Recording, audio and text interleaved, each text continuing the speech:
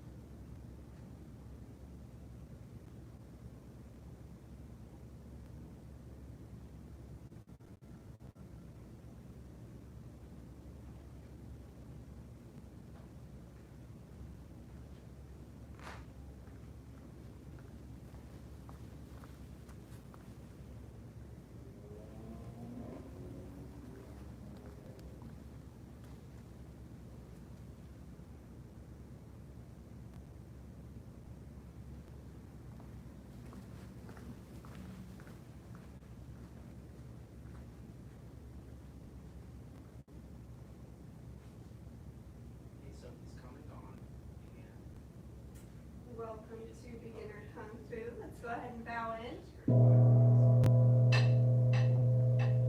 Bow to each other at home. 75 jumping jacks. Begin.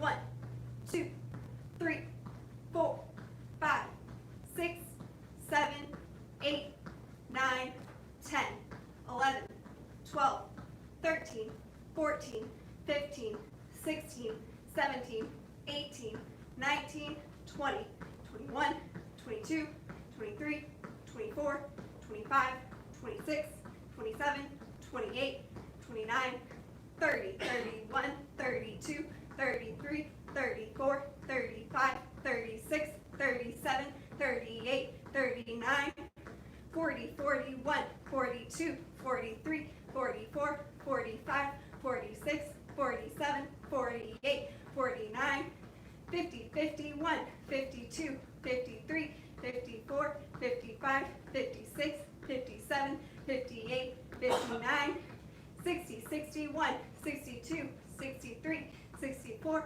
65, 66, 67, 68, 69, 70.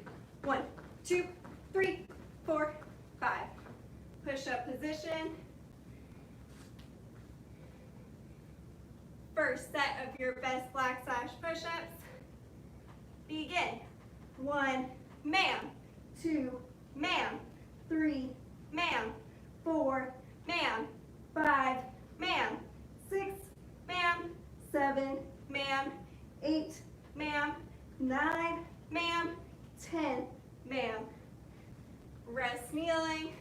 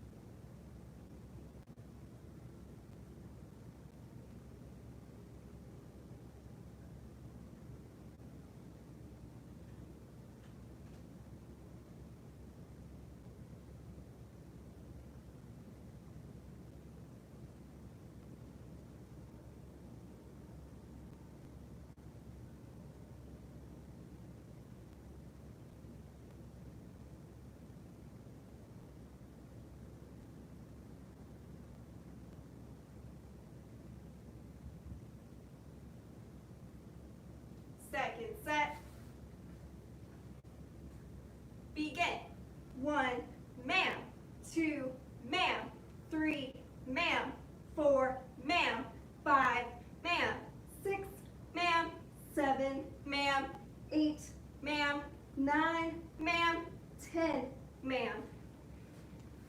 Rest kneeling.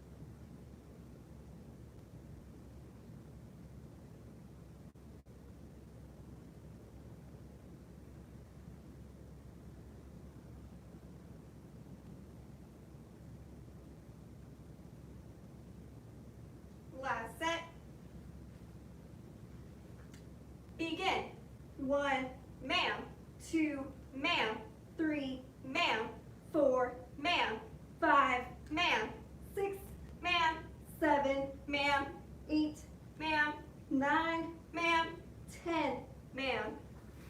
On your back for bicycle crunches. First set of 25. Begin. 1, ma'am, 2, ma'am, 3, ma'am, 4, ma'am, 5, ma'am, 6, 7, ma'am, 8, ma'am, 9, ma'am, 10, ma'am, 11, ma'am, 12, ma'am, 13, ma'am, 14, 15, ma'am, 16, ma'am, 17, 18, ma'am, 19, ma'am, 20, ma'am, 1, ma'am, 3, ma'am, 4, ma'am, 5, ma'am. Rest.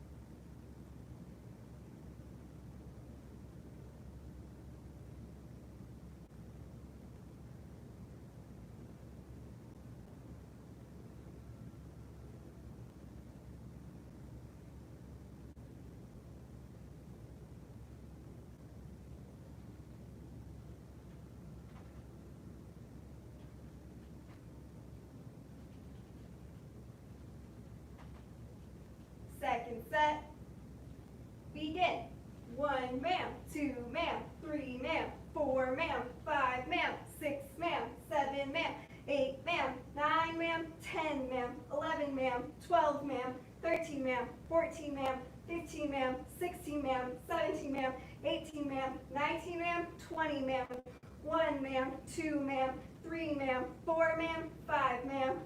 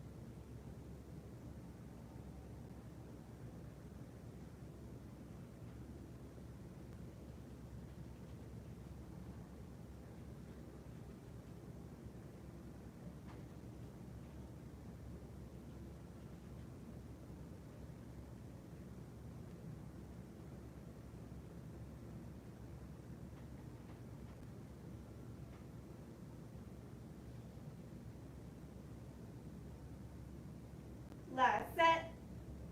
Begin.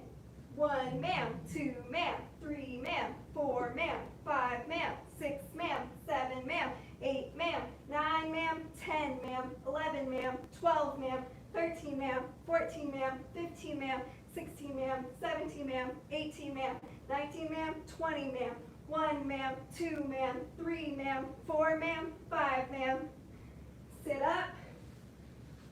Feet straight out in front. Reach up. Bend forward, touch your toes. 1, ma'am, 2, ma'am, 3, ma'am, 4, ma'am, 5, ma'am, 6, ma'am, 7, ma'am, 8, ma'am, 9, ma'am, 10, ma'am, 11, ma'am, 12, ma'am, 13, ma'am, 14, ma'am, 15, ma'am, 16, ma'am, 17, ma'am, 18, ma'am, 19, ma'am, 20, ma'am. Bend one leg in. Reach up. Bend forward, touch your toes. 1 ma'am, 2 ma'am, 3 ma'am, 4 ma'am, 5 ma'am, 6 ma'am, 7 ma'am, 8 ma'am, 9 ma'am, 10 ma'am, 11 ma'am, 12 ma'am, 13 ma'am, 14 ma'am, 15 ma'am, 16 ma'am, 17 ma'am, 18 ma'am, 19 ma'am, 20 ma'am. Switch sides. Reach up, bend forward, touch your toes. 1 ma'am, 2 ma'am, 3 ma'am, 4 ma'am, 5 ma'am, 6 ma'am, 7 ma'am, 8 ma'am, 9 ma'am, 10 ma'am, 11 ma'am, 12 ma'am, 13 ma'am, 14 ma'am, 15 ma'am, 16 ma'am, 17 ma'am, 18 ma'am, 19 ma'am, 20 ma'am. Bottom of the feet together. Flap your crane wings.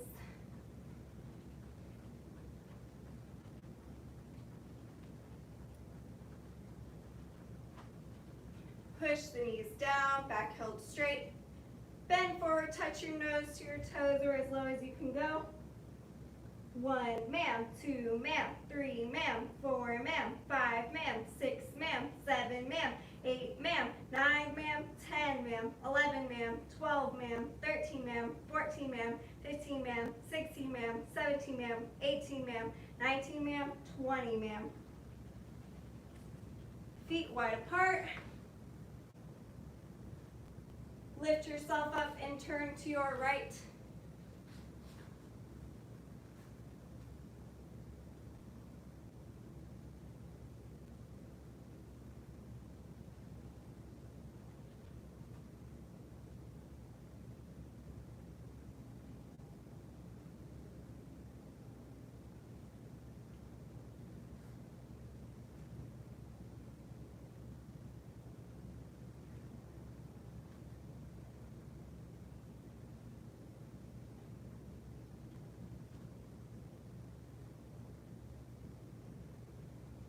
Turn and shift to the other side.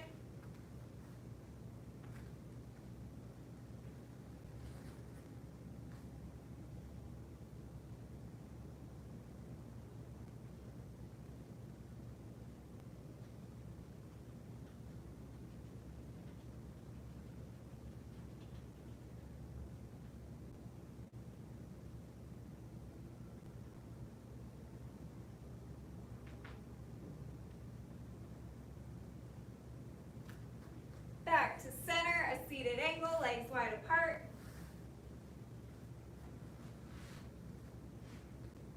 Palms up, back straight. 1 ma'am, 2 ma'am, 3 ma'am, 4 ma'am, 5 ma'am, 6 ma'am, 7 ma'am, 8 ma'am, 9 ma'am, 10 ma'am, 11 ma'am, 12 ma'am, 13 ma'am, 14 ma'am, 15 ma'am, 16 ma'am, 17 ma'am, 18 ma'am, 19 ma'am, 20 ma'am. Reach to one side.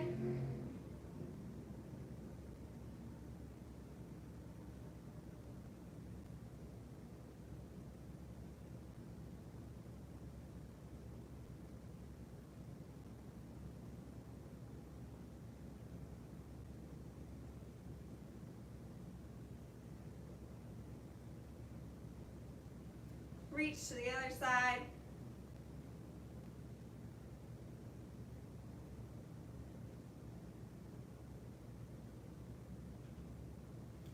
Widen your stretch if you can. Reach to both sides. Touch your head to the floor or as low as you can go. 1 ma'am, 2 ma'am, 3 ma'am, 4 ma'am, 5 ma'am, 6 ma'am, 7 ma'am, 8 ma'am, 9 ma'am, 10 ma'am, 11 ma'am, 12 ma'am, 13 ma'am, 14 ma'am, 15 ma'am, 16 ma'am, 17 ma'am, 18 ma'am, 19 ma'am, 20 ma'am. Last stretch, feet straight out in front. Bend one leg back and lean back.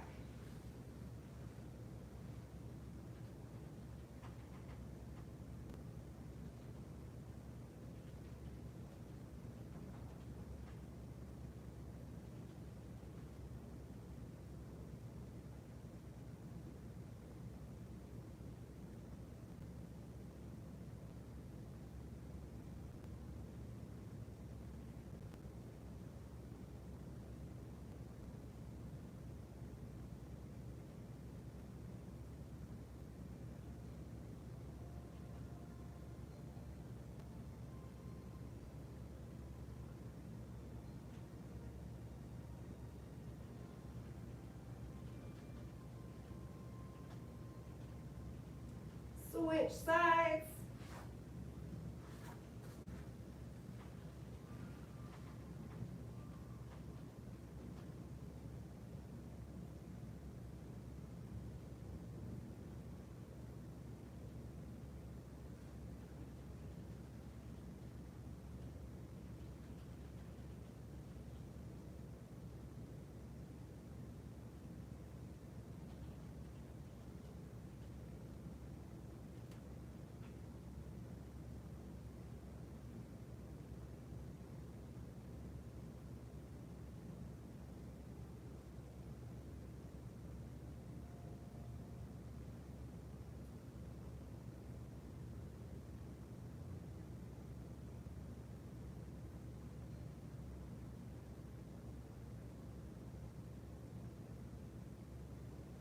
Stand up, twist it out, do any additional stretches. We have been working on our crane unit, so we're going to continue working on that today. We'll run through all of our crane stances and then take a look at our next couple of stances more in depth. Last time we went over our high crane, middle crane, low crane, and we got into our monkey hop a little bit. So we'll continue looking at our stances more in depth to make sure we're doing them accurately. But first, let's just run through our sequence of crane stances. Attention stance, stand tall, high crane, middle crane, low crane, monkey hop, both stance left, cross stance right, clap, keep turning the same way, both stance left, crane stance right, dragon stance right, feet together. All right, so remember when you're doing your high crane, middle crane, and low crane, we want to pump our knees up into the air so that we get really high up into the air. So remember, that means we're reaching back with our leg and then throwing our knee up to the ceiling. All right, make sure you're doing that this time. Attention stance, stand tall, high crane, middle crane, low crane, monkey, step back with your right, hop. Remember, you want to land in your horse stance and then shift into a bow stance. Bow stance left. When we're in our bow stance left, our first one, we want to have both of our hands in crane beaks. Our right hand is going to be higher. That means we're going for higher targets like the throat, chin, and nose. And our other hand is going to be a little bit lower, going for bladder or solar plexus, if you need something to envision. All right, feet together. Our next stance, after our bow stance left, is going to be a cross stance. So we're going to step up with our right foot so that it's even with our left. And then we're going to take our left foot, step it behind our right. We want to make sure we leave enough room so that when we sink, our left thigh goes past our right calf. All right, and then our hands for this one, our left hand is going to be in a crane beak pointing out right up by our left temple, and our right hand is going to be striking out in a crane beak like we're striking the bladder or the groin. All right, let's add that in with our other stances. Attention stance, stand tall, high crane, middle crane, low crane, monkey hop, both stance left, cross stance right. Our next move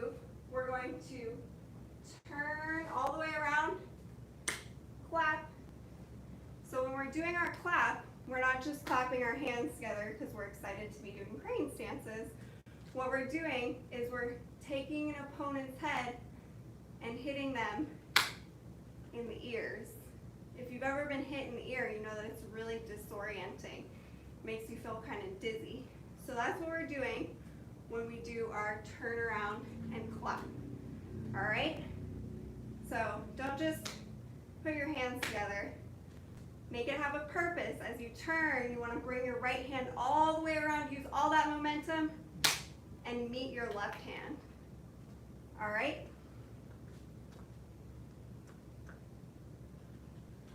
High crane, middle crane, low crane, monkey hop, bow stance left, cross stance right. Bring that right hand all the way around, use all that momentum to clap. And then we're going to keep turning the same way. We're going to step into our bow stance left again. This time, we just have open palms. Our right hand is on top of our left. We want to make sure that our arms are straight but not straight, bent but not bent. So we don't want to push them all the way out and lock them out. Someone could come along and hit our elbow and it would hyperextend. So we want to keep a little bit of a bend in our arms. All right? Let's try that one more time from the top, and then we'll look at our crane blocks.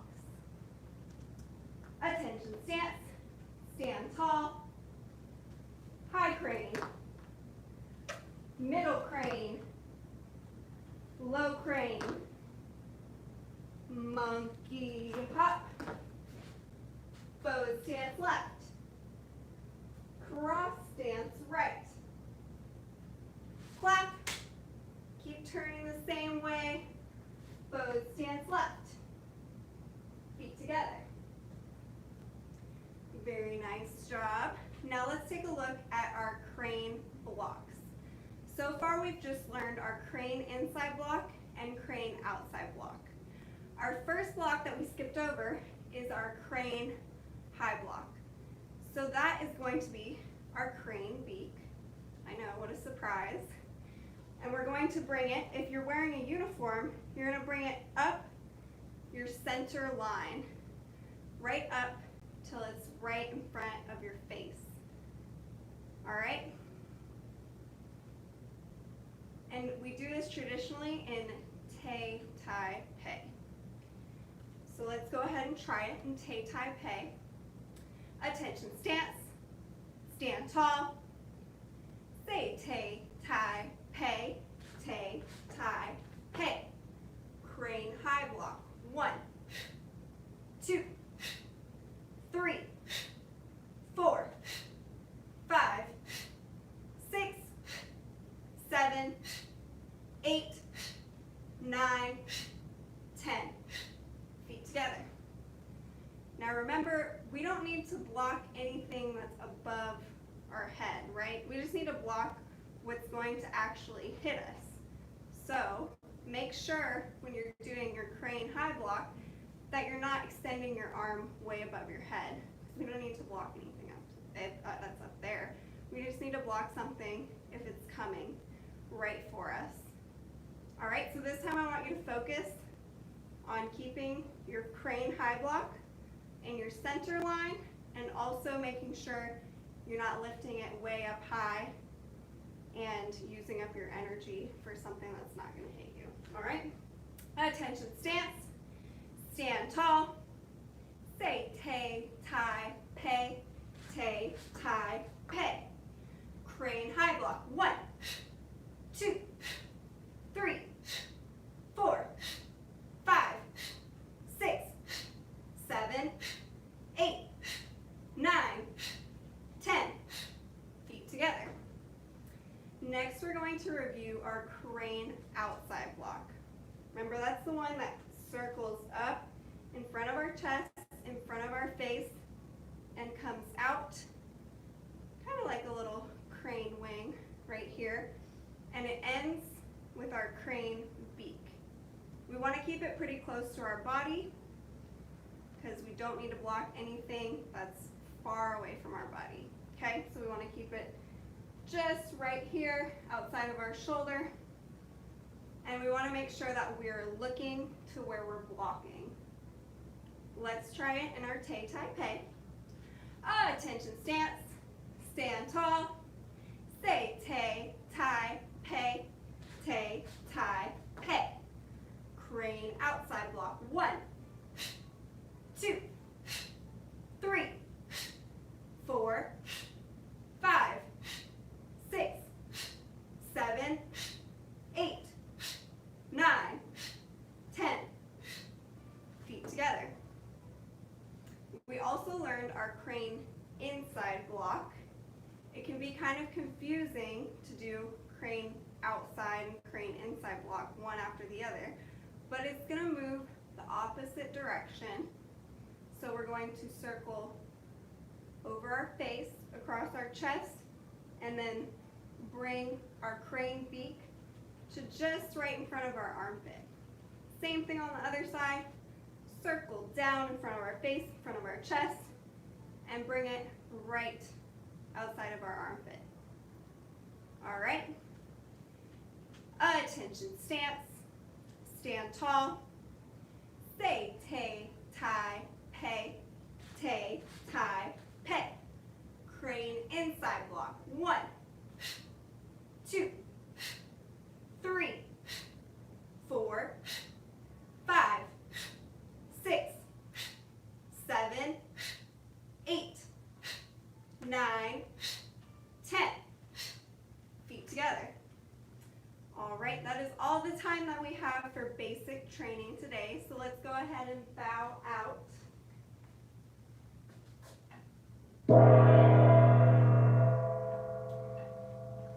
Bring your feet together, form a fist with your right hand, cover it with your left. We follow the 5 hearts: faith, respect, perseverance, patience, and humility. Bow to each other at home. Basic training dismissed. Good job. If you are staying for Black Sash training, go ahead and grab a drink of water. We're going to continue working on the crane section of the 108.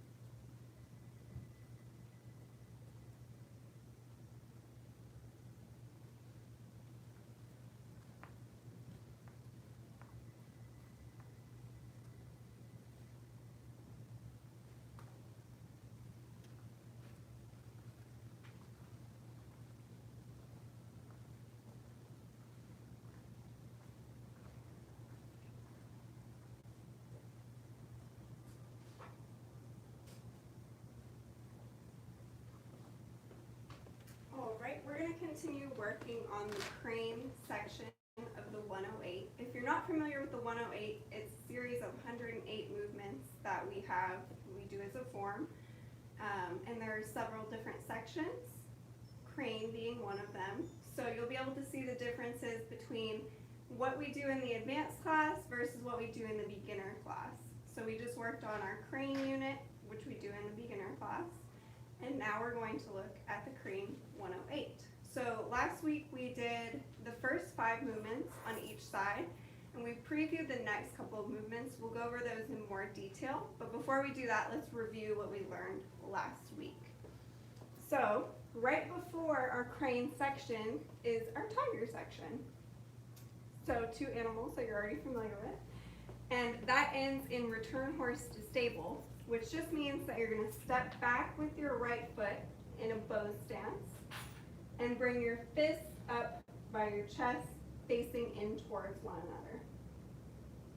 Then we're going to stomp our left foot, cross in front with our right, pivot, cross in front with our left, step out to a horse stance at an angle, and that's called crane walking. Then we're going to do descending arm, hand, and waist. That means you bring your right hand up by your left shoulder, push your left hand out. Remember, we're blocking something, so we want to be pushing it far out from our body. We don't want to have it close in. Then we're going to do one finger with both of our hands. One is going to come up by our left temple. The other one we're going to push down by our right knee. Step back with your left foot, sink and punch up diagonally away from you, a crane punching. Block and grab with your right hand and fist through the sleeve. Then we're going to do hard and soft, same thing on the other side that we just did.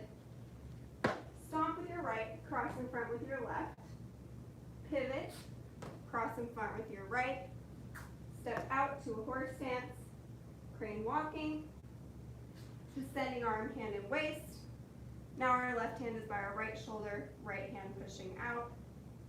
One finger asks the question, step back with your right, sink, and punch. Crane wing punching, block and grab with your left, fist through the sleeve, and then we'll go feet together.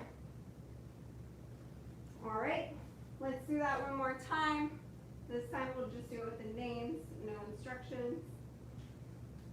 So step back with your right, cross right over left, circle out, back fist, crane walking.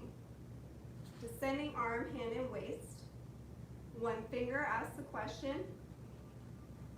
Crane wing punching. Fist through the sleeve. Hard and soft. Crane walking. Descending arm, hand, and waist. One finger asks the question. Crane wing punching. Fist through the sleeve. All right, try that one more time on your own, and then we will learn the next couple of moves. If you can't remember all of it, try to just do it to the best of your ability.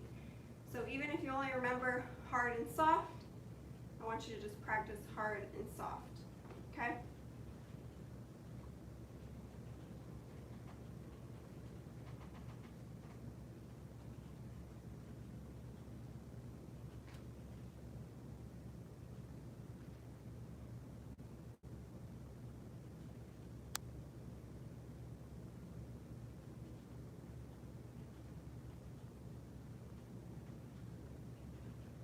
All right, let's review that one more time, and then we'll add on some new moves.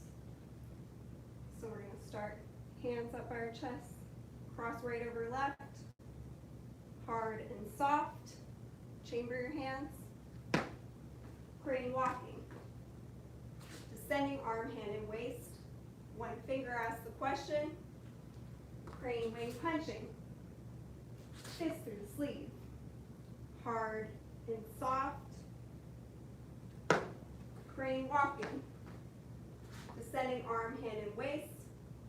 One finger asks the question. Crane wing punching. Fist through the sleeve. Now we're going to step in with our right foot to a cat stance. We're going to inside block with our right hand and push out to peck with our left crane beak. That's a crane pecking. I'm going to do that facing towards you so that way you can see what I'm doing with my hands. So we step our right foot in to a cat stance, inside block, and peck out. Then we're going to do the same thing on the other side. So we're going to set our right foot down, step forward with our left, inside block with our left hand, and peck out with our right. Revive the crane. Then we're going to set our left foot down, lift our right knee, flying crane. And this time we have our hands just in crane wings. So just a flat palm with your thumb tucked under. All right? And remember, when we're doing our crane stances, we want to lift our knee high up, because the higher your knee, the more balanced you'll be.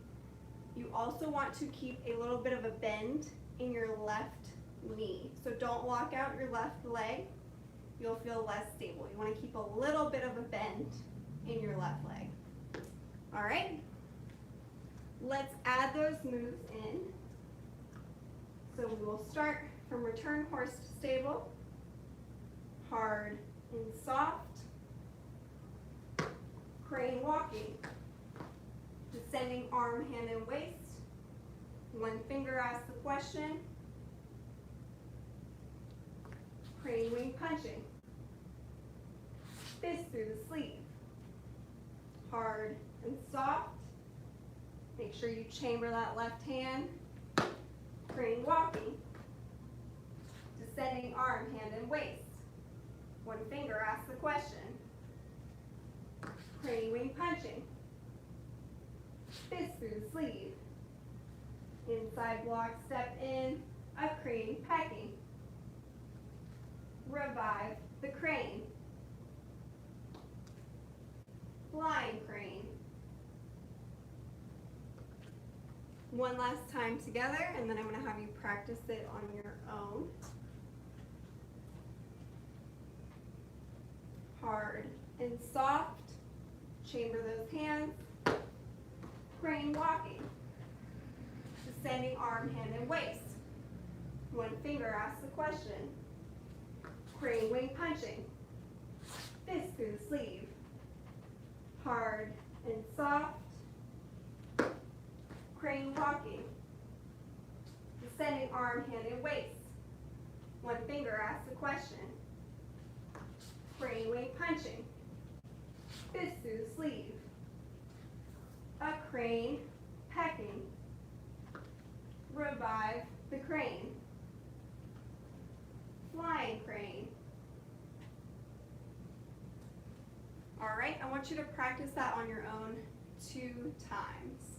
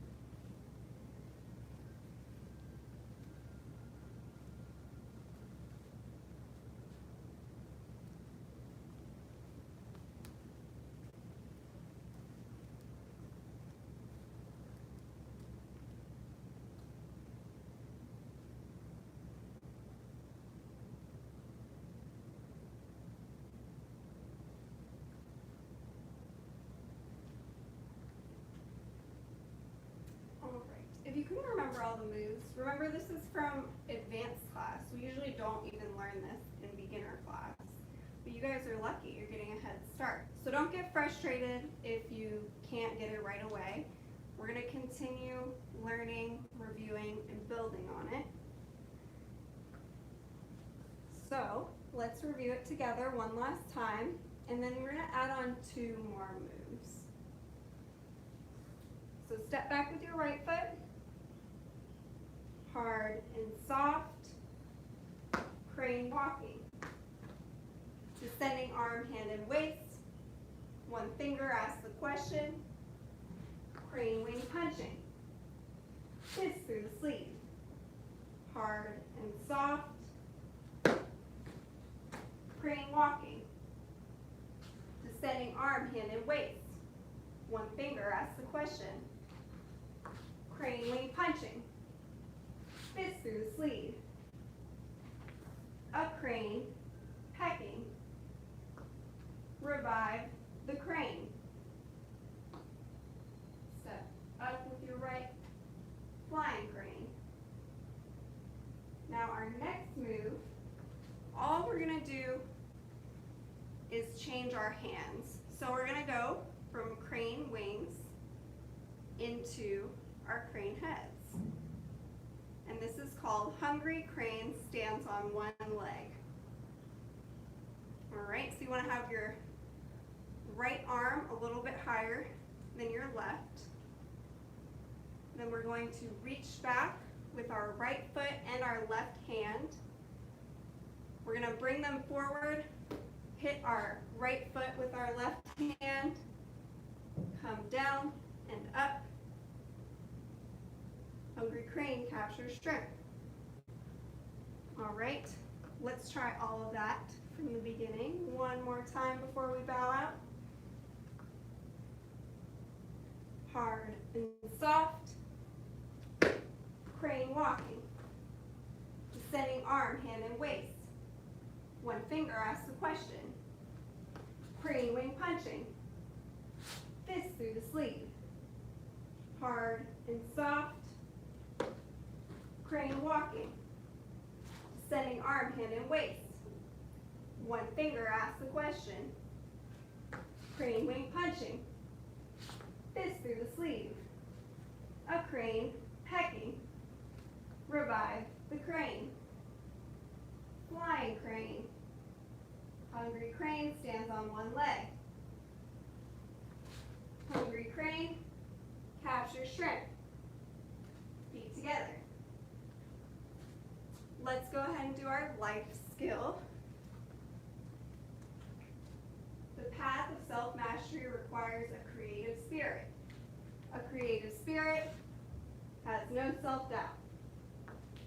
The path of self-mastery requires a creative spirit. A creative spirit has no self-doubt. The path of self-mastery requires a creative spirit. A creative spirit has no self-doubt. Feet together.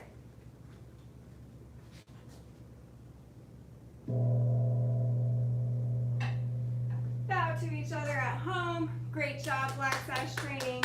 If you're staying for Master's Path training, go ahead and grab your saber. We're going to continue to work on our saber form.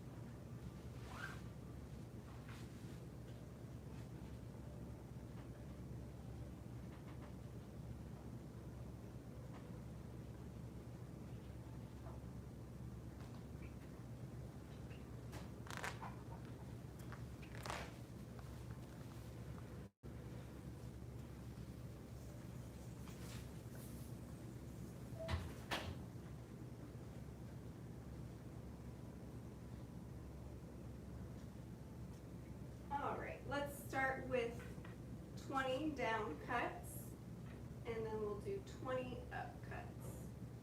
So remember, whatever hand you have your saber in, you want to make sure you step that foot forward. And then you want to bring your saber from one shoulder across to the other hip, and then same thing on the other side.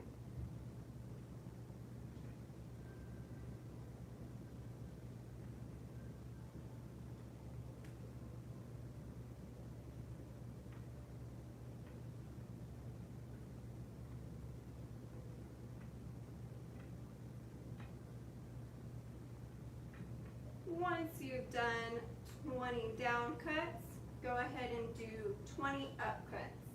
So you're going to bring your saber from one hip up to the opposite shoulder, flip it over, same thing on the other side.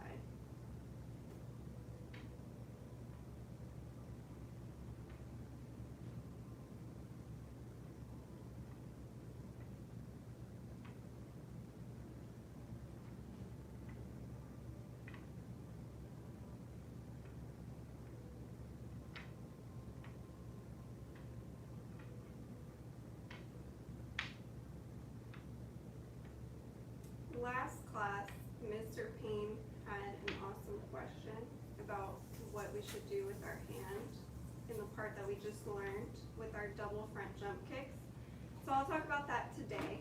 Unfortunately, Mr. Payne isn't here, but maybe he's watching online or he'll see it later.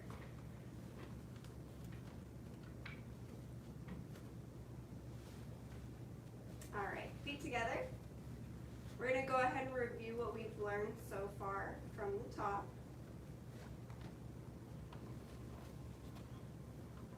Start with your feet together. Attention stance. Stand tall. 1, 2, 3, 4, 5, 6, 7, 8, pull back for 9, press for 10. Skip forward, 1, 2, 3, step forward with your right, 4, 5, block, 6, monkey hop, pull back for 7, and 8. So this is the part Mr. Payne was asking about. He said, what do we do with our hand at this point? So you're going to keep your hand sword fingers. If you weren't watching last week, sword fingers just means your pointer and your middle finger are touching your thumb and then pulling back. It's like we're grabbing somebody's weapon and pulling it away from them. All right, so as we circle, we're going to keep our hand in sword fingers, double front jump. See, my hand is still in sword fingers. Reach back with your right to pivot around, double front jump, and feet together. All right, so during that part, we just keep our hand in sword fingers if we want to be accurate about the form. If you're wondering what the function is, it's that we're keeping our hand out of the way so that it doesn't get cut. So you might see some people chambering, or I was doing prayer position to keep my hand out of the way. So for function, we could do prayer or chambered, but if we want to be accurate with our form, we're going to keep it in sword fingers, back out of the way. All right, let's try again from the top.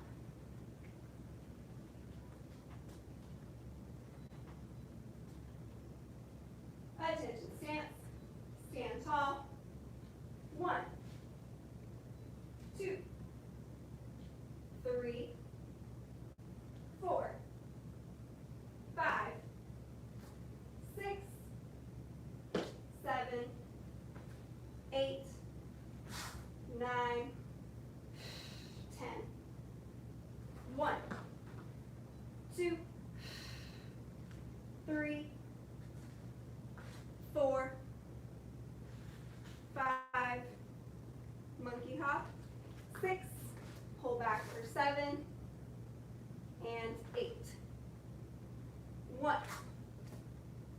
2, 3. Now, what we're going to do next is we're going to skip forward. 1, 2, and on the third one, we're going to circle, cut out, bring our saber overhead, and then push down. All right, so just from our double front jump kicks, step and double front, reach back with your right, turn and pivot, step with your right, double front. We're going to skip forward. 1, 2, third one, we're going to cut out, turn, and push down. All right, let's try it again, just from right here. So, cut down, circle the saber overhead, rest it on your left shoulder, step with your right, double front, turn, pivot, step with your right, double front jump kick, skip forward, 1, 2, 3, cut, and push down. Feet together. All right, I want you to try that on your own 2 or 3 times. Just from when we push out right here, through double front jump kicks until we get here. All right, go ahead and try that on your own.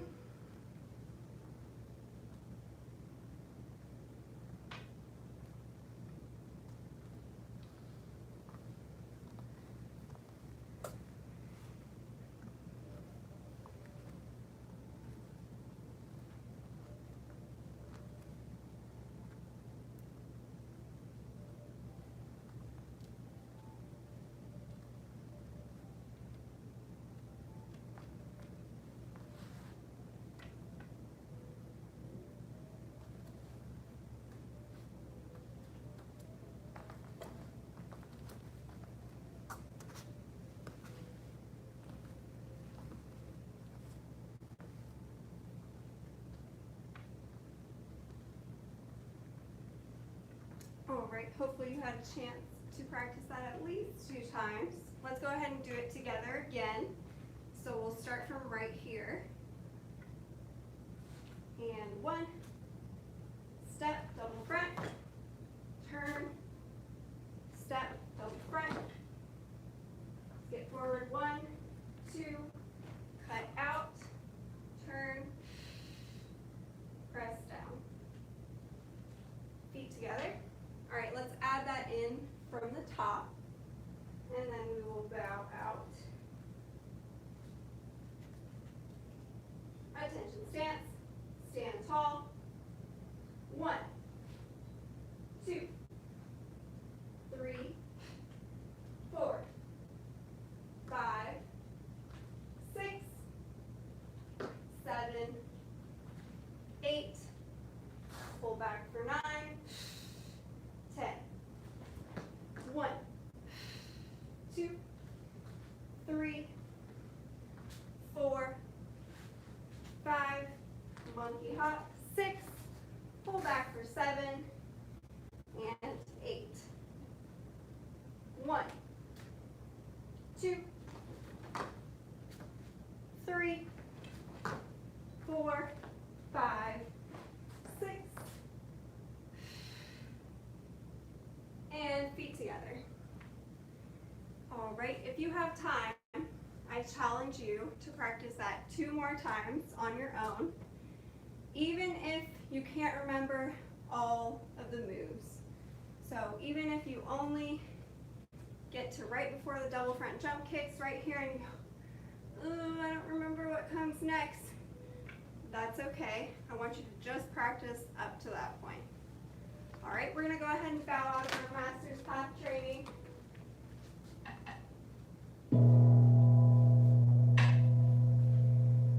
Bow to each other at home. Great job, Master's Path training. Thank you for joining me.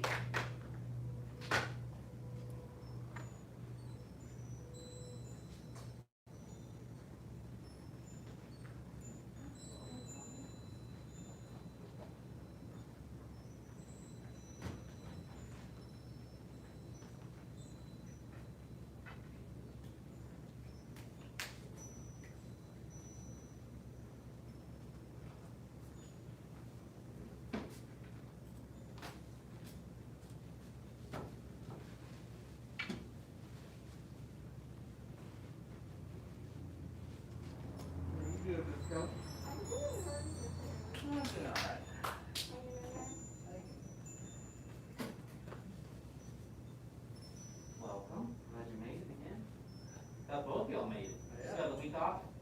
Another couple days off. Yeah, I'm gonna finagle my schedule a little different so I can try and make it to this during the summer. That's good because because you already finished the forms, so you can at least get them memorized and stuff. We'll see how that works, because that means I'll be coming straight from work, so we'll see if I can get here on time. Yeah, right now it's not hard. Yeah, it'll be different with traffic when there actually is traffic again. Yeah. Yep. I have a couple friends that have businesses that are just like they have an online aspect to it. They're booming. Like next door to me,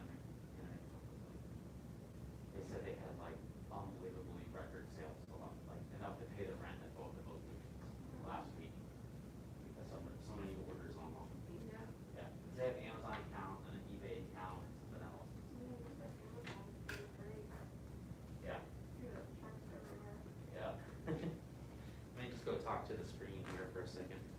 Oh, and you had 5 including the 2 here, so you had 3 on it for basic. I was wondering if you were Yeah, watching. yeah. No, I had it in the office too, because I wanted to That's all 5, and I was like, oh, and then I was Yeah. like, wait, this one's Yeah. going. He's probably. No, I have it in office in case it drops out or something, I can catch it. And then, Three is still pretty good. yeah, and then you have 1 for master's math. So I think you had a peel away. I mean, it's a peel away. Somebody was watching. Yeah, Maybe someone he was. for pain. Or it could have been someone getting ready for my class. No, he had something else going on today. I haven't got a chance to email him back. But they were gonna watch it later. Yeah. Yeah, so I got 2 watching, which of course is those 2. So no one's watching yet. But if you want to come up and warm up a little bit, I'll bow us in a second. We might have one more student today. The thing is about live streaming is you really can't be late for class. You know, until we have a routine and everyone knows. But I guess it would be for your first class, make sure not to be late, so I don't have to stop. Yeah, we'll wait for Miss Kelly to go and then we'll start.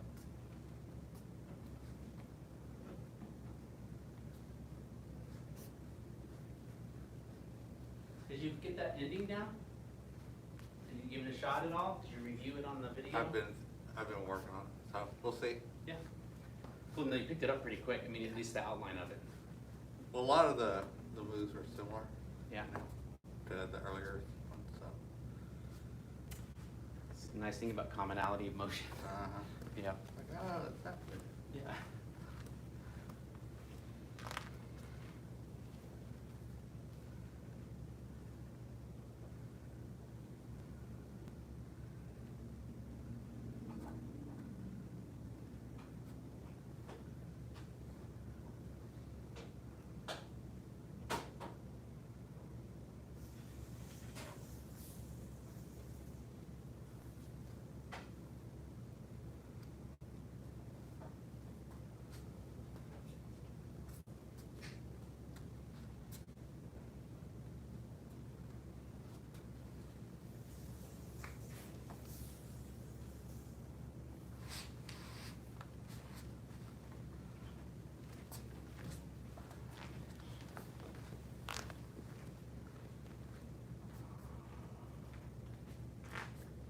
You still work at the steakhouse?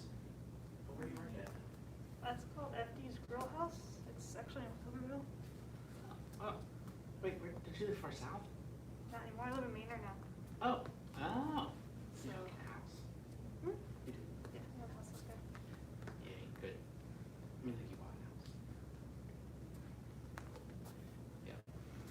senior head instructor, Hunter, used to live in.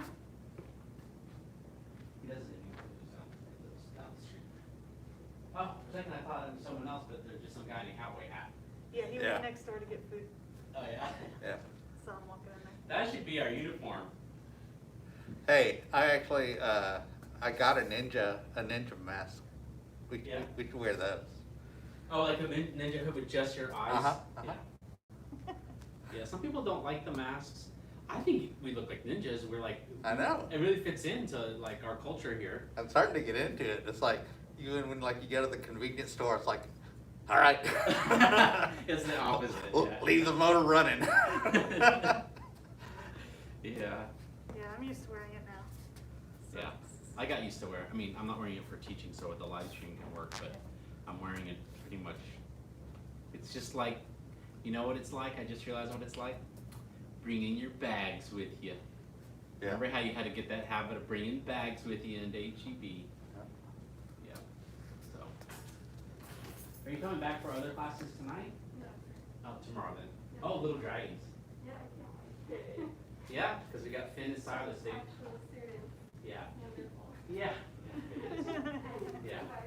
And I meant to tell you, you don't have to, I'm navigating this, so we didn't know when we first did the registration if we'd have so many of them, I'd have to sort through it and decide, and that's what I imagined just in case, and it ended up being, oh, I don't even need to put a limit really, do I, this week?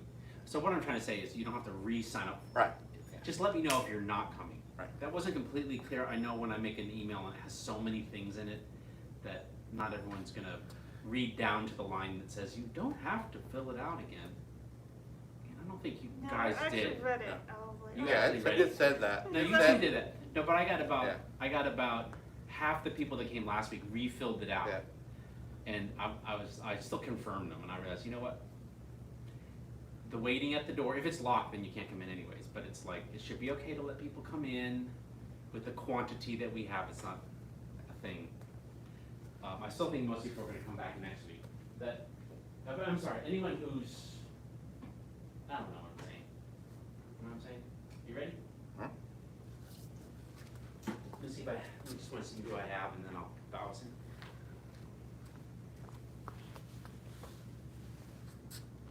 No one. It's just you two. Wait, unless I close it up. Let me close the window on my computer.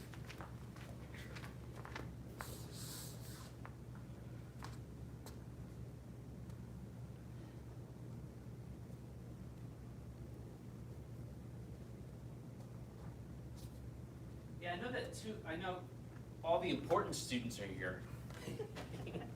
But I do know that it still says two. Maybe it takes a while for it to close up. Anyways, I do know I've had a couple regulars that live stream and a certain number of them that do it later. And then I know certain ones that are out today that will be watching the recording. Oh, I like to do a grand entrance. Make sure the door is locked.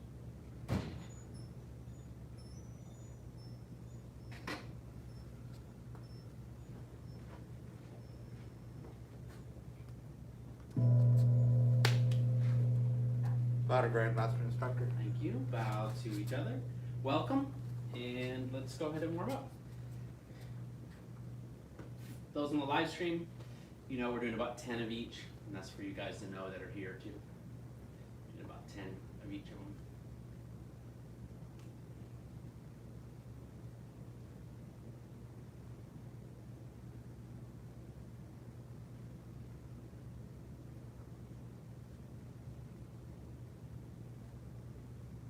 Okay, and switch.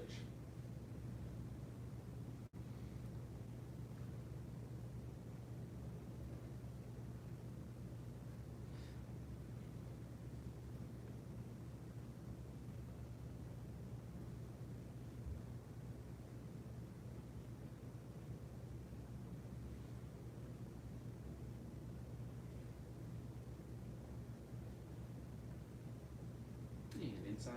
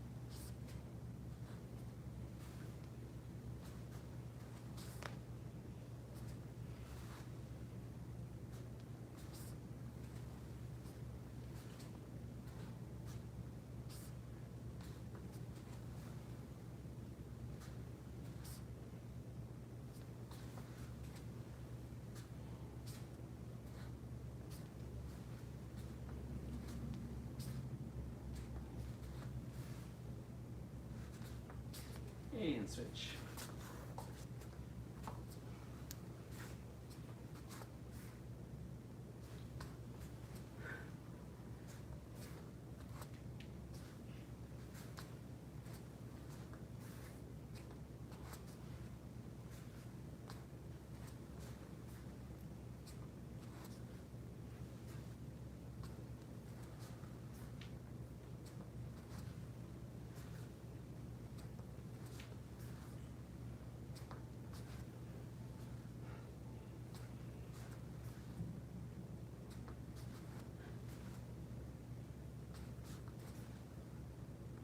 All right, Johnson.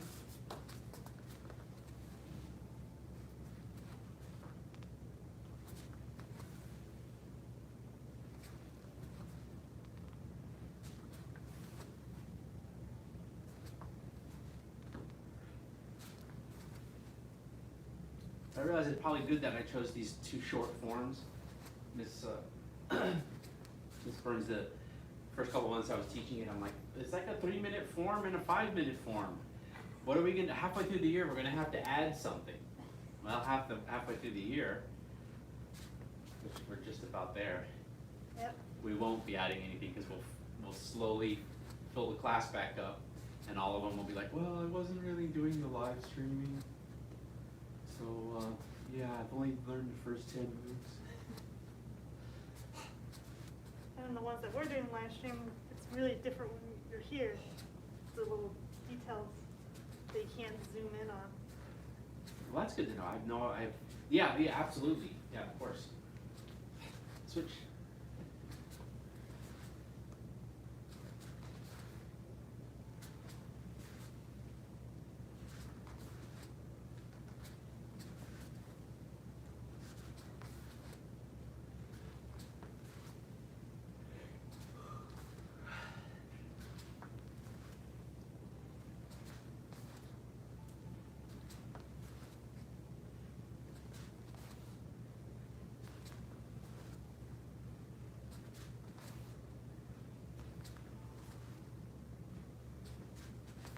All right.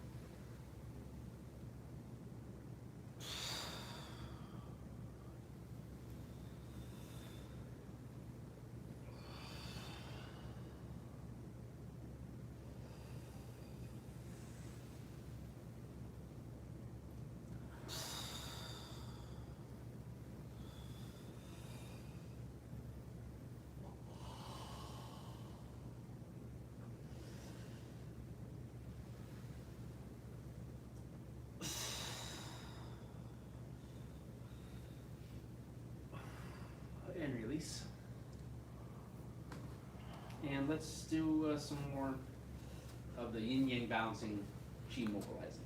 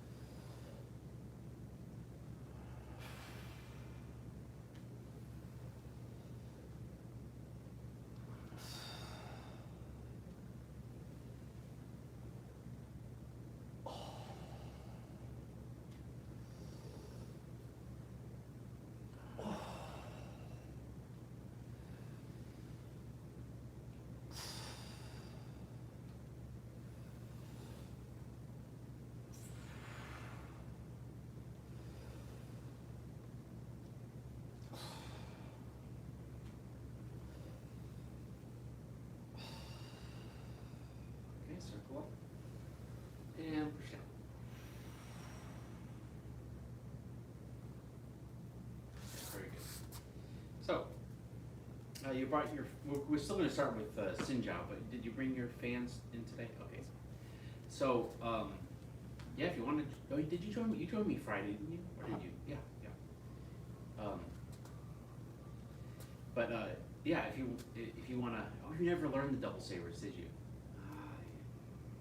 Are you learning it on the online? With me? No, It's too much. it's too much.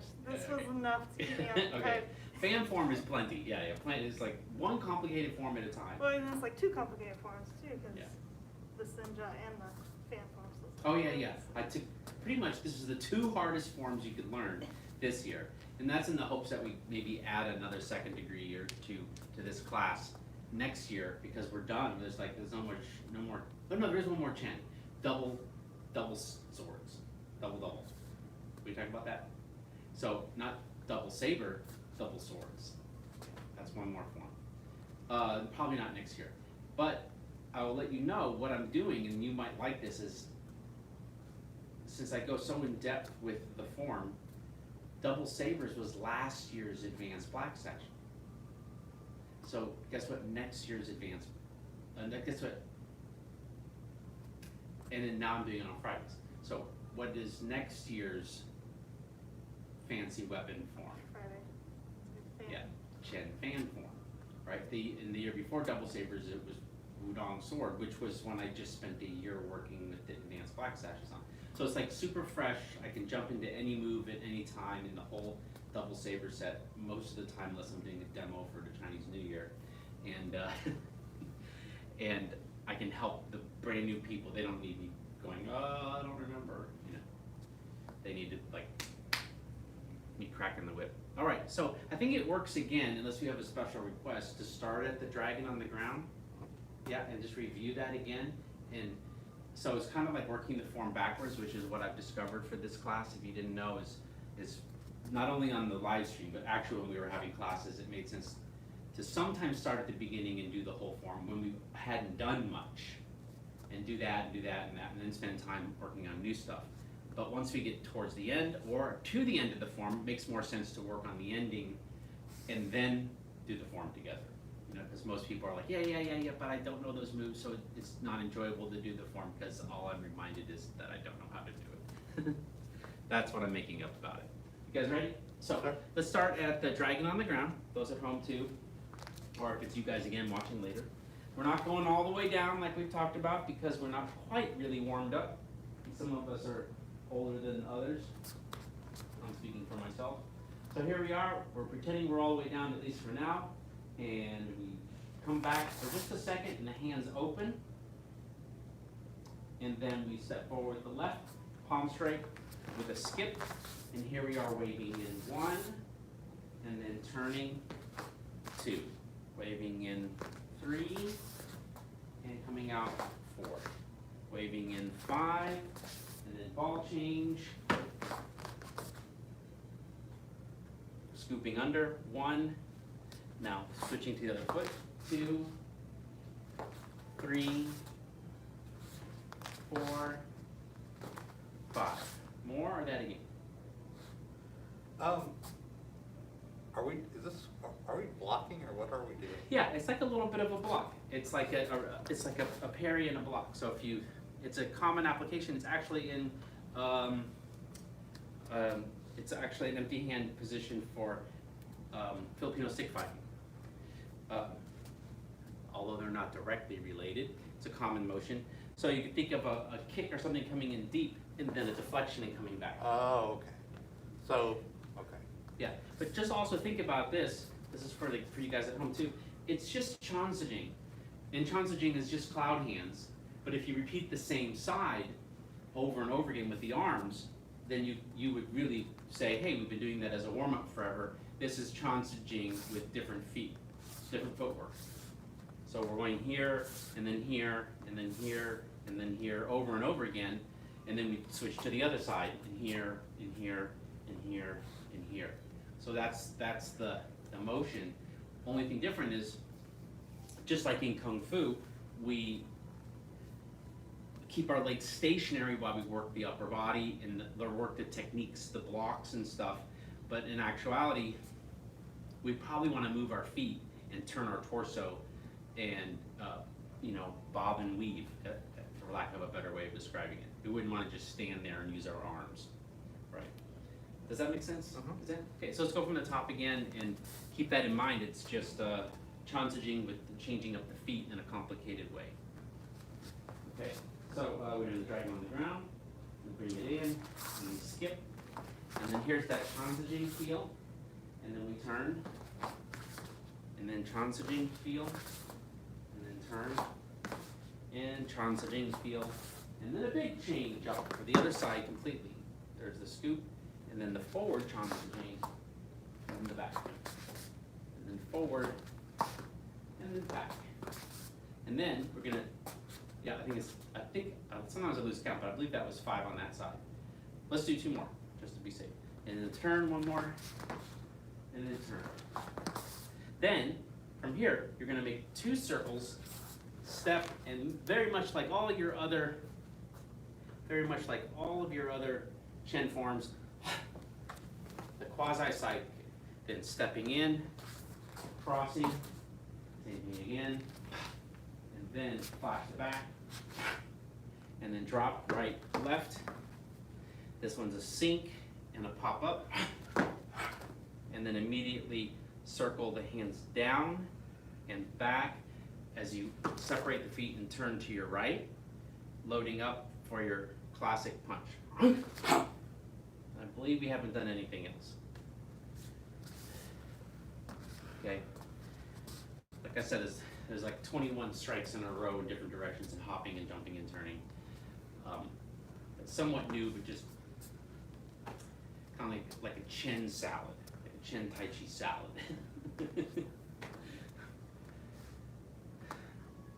I think you want to do it again? Mhm. Yeah, let's do that again. And then we can keep rewinding a little bit, and then we'll top it off from doing it from the tippity top. Okay, so here we are. I'm going to scoot a little bit this way so I end up being centered on the camera by the time I come up there. So we're here. We bring it back. And we skip in. 1. That's 2. And 3. And 4. And 5. And then we do a big switch. 1. This is 2. 3. And this is 4. 5, then step, and kick, and swing it in, and kick, and step to back, stomp, and up, then drop, and punch. Okay? This is where you pause, try it a few times on your own, and I'm going to stand here while they try it a few times on their own. And someday we may cut out this part of me standing here watching.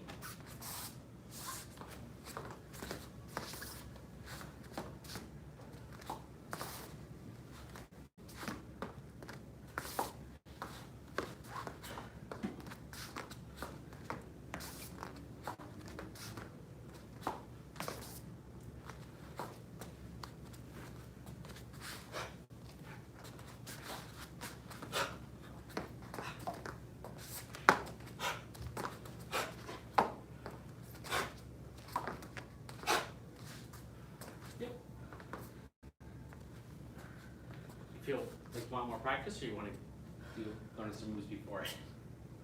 Down for whatever. Oh, you're down for that? We can rewind. Okay, rewind a little bit more. Okay, so here we are. We're back, and practice as long as you need to. That's what pausing is good for, and rewinding and watching again and seeing, like, oh, what did he do then, or how many? Wait, what does he do with his other hand? So we're going to take it back a little bit. So let me try to see if I can think of taking it back a little bit. I mean, not too far back. Oh yeah, so the wrap crackers. Right. So we just ended in a move here, but we can also start in that move and do the wrap cracker section that leads up to that. Because we had that little 1-2 punch switch thingy that's like hard to, what was, at least if you go back and watch the other videos, it was kind of hard for me to articulate it and to slow it down and to not just do it. And then here we are again, live, in person, and that's much easier to get than the 2-dimensional screen, right? So we're gonna start from that punch, and we do 6 wrap crackers. The double punch, switch to the slant flying, or park the wall, which is main, is probably what it's called for chin style. And then the jump and pop up to punch, to step back, to do the dragon on the ground. So, okay, let's see what happens. So now we're on the same punch to the corner, and you were down low, and you shifted and brought you up a little bit. So now you're on the left leg mostly. Of course, in Chin you have some on both. And then you sink and cross over in double punch, or double back fist wrap cracker. And then we're gonna switch it up, right, left. So that was 1, this is 2, and then this is 3. Then looks like a reverse sweep, but it's really just about turning around. Yeah, sorry, I started to model a ball change. It really looks more like a sweep than a ball change. What I mean by that, let's start over, and I'll lead up to there, be easier. So we keep track of our numbers. So we punched, we sunk down, and double punch. That's wrap crackers 1, here comes wrap crackers 2. So wrap crackers 1 is here, wrap crackers 2 is the right leg taking the step. Right leg. That feels more like a ball change. And then this is 2. And then this looks like a ball change. That's 3. This one, the right foot will pretty much stay here. The left one will go over there from reverse. And then boom. And then that was 3 or 4? This is 4. This is 4. And then 5. 6. Wait, is this 5? We did 1, 2, 3, 4, 5, and then This is 6. Okay, boom. Boom. 6. Okay, more or that again? more. More? Okay, so from here, it's going to be a little hard to see. Let's see. But stay where you are. If you're going to copy me, you're going to want to look over. This is for you guys at home, too. You're going to want to look over your right shoulder. So I'm going to scoot over here for those that are in person. Because what happens is you push off the right, pivot on the left, and punch left. But more happens still. You punch right, and this pops up. And then you bring the foot down, and you bring the right hand to your ear, and the left hand down, and you switch the feet. And then, but of course, it just seems to pop up like that first single whip in your pouch weight form. You just seem to pop up out of nowhere, or you seem to pop into a back fist. So let's see what that looks like from the last wrap cracker again. So the last wrap cracker, you're gonna have to load up on the right a little bit. I think that's about the slowest I can do it without leaping in the air so that you can see it. So again, let's try it once or twice more, and then I'll let you pause and practice. So here we are, and you push and pivot, punch, punch. And really, the punches are punch, punch, left, right. You're here, and it's right. So you got to think about it as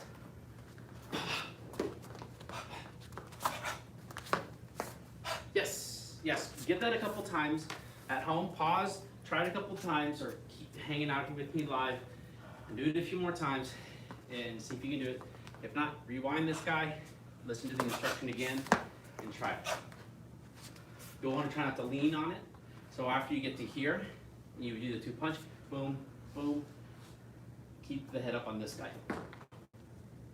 So it won't have to go like this.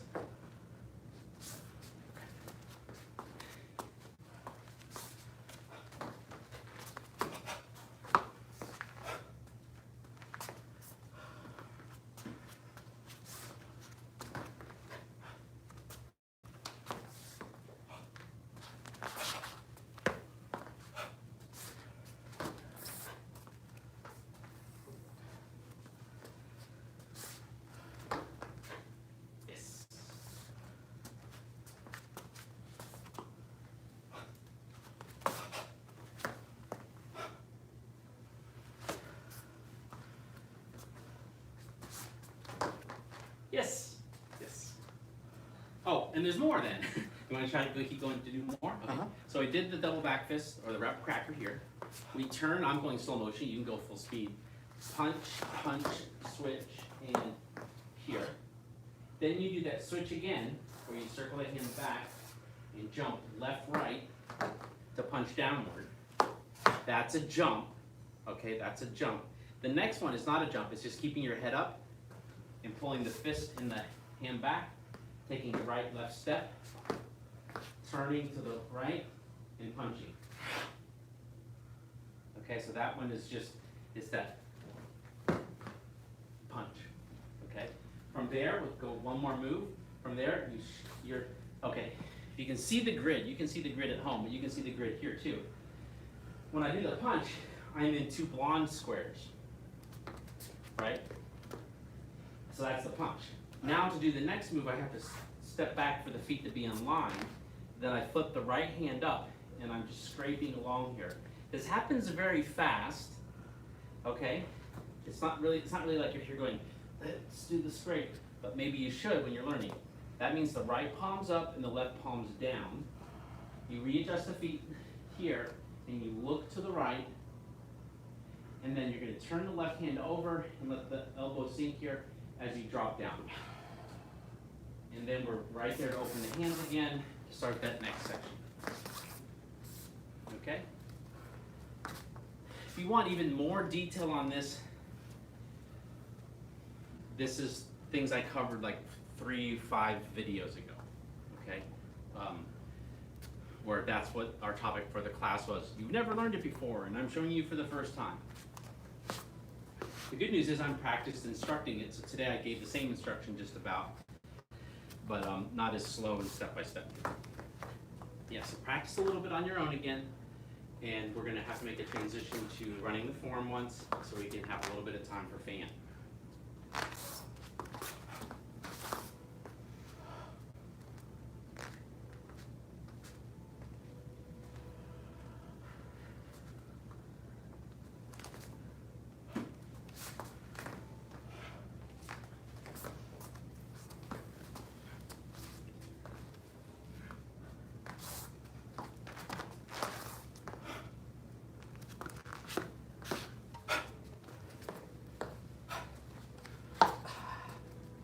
Yeah, who is watching at home? Send me a message. I'm curious who's on with me today. I know one of my regulars couldn't be here today.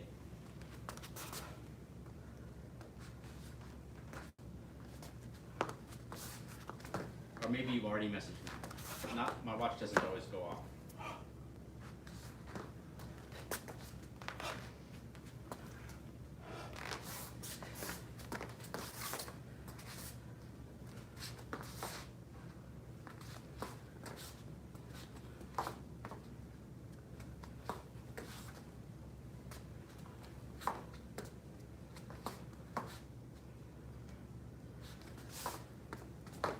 Watching them practice behind me. Hopefully you're pretending that I can see right through your screen and watch you practice there at home.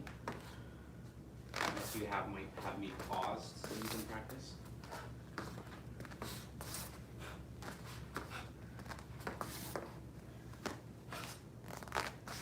You guys are doing a really good job of memorizing this pretty quickly. Yes, we'll need to do a roundup on form improvement and like to get the subtleties and the details and make sure we're still incorporating the posture and everything that Tai Chi's taught us. So let's, what we'll do is we'll just run the whole form from the top. But this time when we do it, I'm imagining I'm you for a second doing it, and you're like, okay, cool, yeah, got that. Ooh, I really don't know this section at all.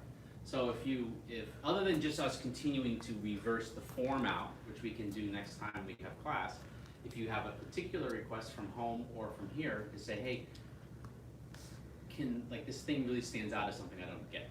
Can we work on that? And that can be our class on Thursday, on the next class. If not, I'll just keep rewinding the form and overlapping and then starting from the top, just to smooth it out. Sorry. Before we head into new moves. If you're like, oh, I pretty much have all these moves, like at least the sequence, I'll be like, okay, well, it's good. Let's get more of the sequence down and we can start hitting into some new movements. I might just do that anyways next time, but right now I feel like I want to get y'all. And, well, I know exactly where. Oh, where? Oh, wait, we're not covering it today, Yeah, but maybe we can but- save it for Thursday. Go ahead and tell me. It's when we come out of the cloud hands. It's what I'm doing with my hands here. It's getting Okay, this. yeah. That's That it. is the other hard part. And so, for those at home, it's when we did the cross here, and then when we're here and we have to reverse out and come up and come out and then come here and go back like this. That's the Yeah. part she's asking about. So That's definitely, not today unless we want to do fan, or we can do that the rest of the class. Okay, we'll do fan. Okay, guys, find a spot if you're at home. Find a spot that you're not going to run into stuff. We're going to run it from the top once. And again, we're still doing kind of a walkthrough pace, not exactly the correct timing of everything. Unless I forget that I'm me.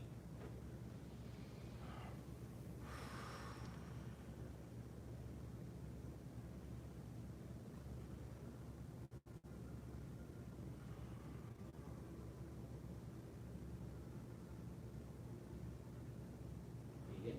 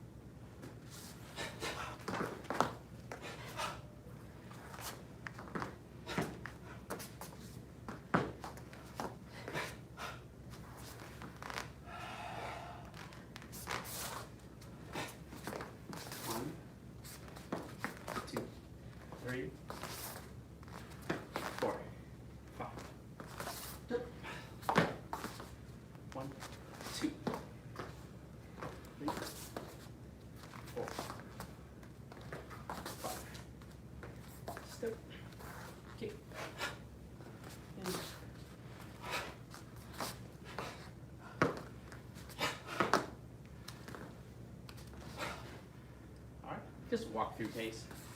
So on those we just need to count them. So we're here, wrap cracker 1, 2, 3, then we're turning around. So we have 3 to do this way. 1, 2, 3, punch, punch, switch it, jump it, bring it back up, punch, slide it back, open, drop, jump, watch my feet. This is the right foot coming in, 1, it's the left foot coming forward each time. Left foot, left foot, left foot, jump. Now it's gonna be right foot coming back, right foot. So the first, or I think it's like, if you, depending on how you count it, the turning is 10 times, or 5 times with an overlap of 5. So it's 5 times with one hand scooping and coming up, scooping and coming up, 5 times with the other one. Then the same with the legs, but the legs we're gonna count as 3, I believe. So if we've done the jump, we come here. If we count the legs this time, it's 1, 2, 3, 4. And then we turn, and then we count this as 1 coming forward, 2. This is the legs I'm counting, 3, 4. So it's 5 times on the arms and 4 times on the legs. Because the first one doesn't count if we count the arms to the leg movement. The first one you do is, we're counting this as 1, we have done nothing with the leg.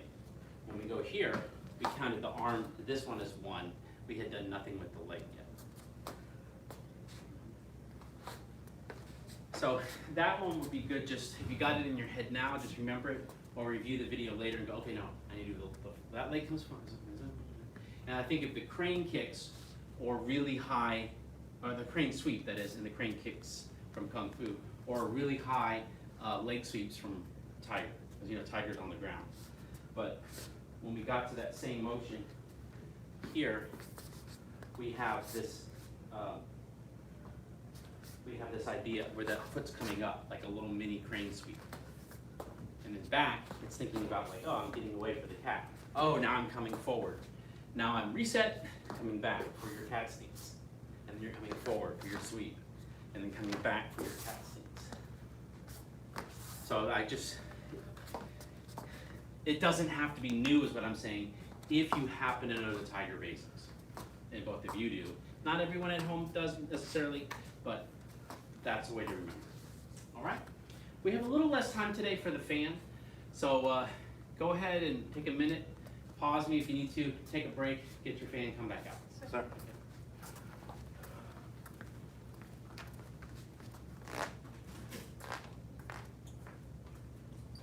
I'm trying to throw a little bit of extra stuff on there so that those reviewing it, you know, if you look at it later. You know, I don't know if people look at it later or not. If you do look at it? I did, well, obviously, so I get caught up. Oh, okay, cool. But I mean, like, if you were here at the live class. If I had time. It Yeah. depends on who's hogging the living room TV. Oh, depends on, yeah, depends on your family. Who's hogging the living room TV? Yeah, I thought about it a little bit. I'll take a walk in my neighborhood. There's this learn Spanish at home, and I've studied Spanish a long time, but I'm not by no means a Spanish-speaking person, right? And I think, oh, I could just get the Lingo Duo thing that I keep hearing ads for. And now I kind of need to show up. If I really want to get serious about it, I got to show up at a place where the person running it is focused. Hands-on. Yeah, and they're just hands-on. This is how you do it. And even if I progress slowly, I'm going to progress faster than going on walks and sticking Duolingo in my ear. Oh, there's the name of it. All right, so you want to work on some moves? Yeah, we need to work on some moves. The ending moves, which is so challenging. I mean, this really is a form that the form gets harder as you move through it. Chen, Sinja, there's some really, all the forms really get harder as you go through it, but really there's some hard things at the beginning, Chen. So, yeah, let's review first the kind of moves we did last time. We can start with reviewing from the double punch, because I saw you do it, and then we can go up to the the thing with the legs, right? And then we can go even back to this one before the kick, which is what we did last class. Unless you think you want to go back even earlier. Review first? Yes. Okay. All right, so let's pick it up from the double punch. So I'm gonna try to get in a good position. This is the closing of the routine.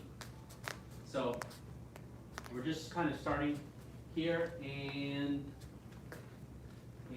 punch. And then we're leaning. And the left hand comes all the way to the shoulder. You want to feel like you're on your right leg already, like your weight's there, and you're ready to open your fan, and then you just pop up.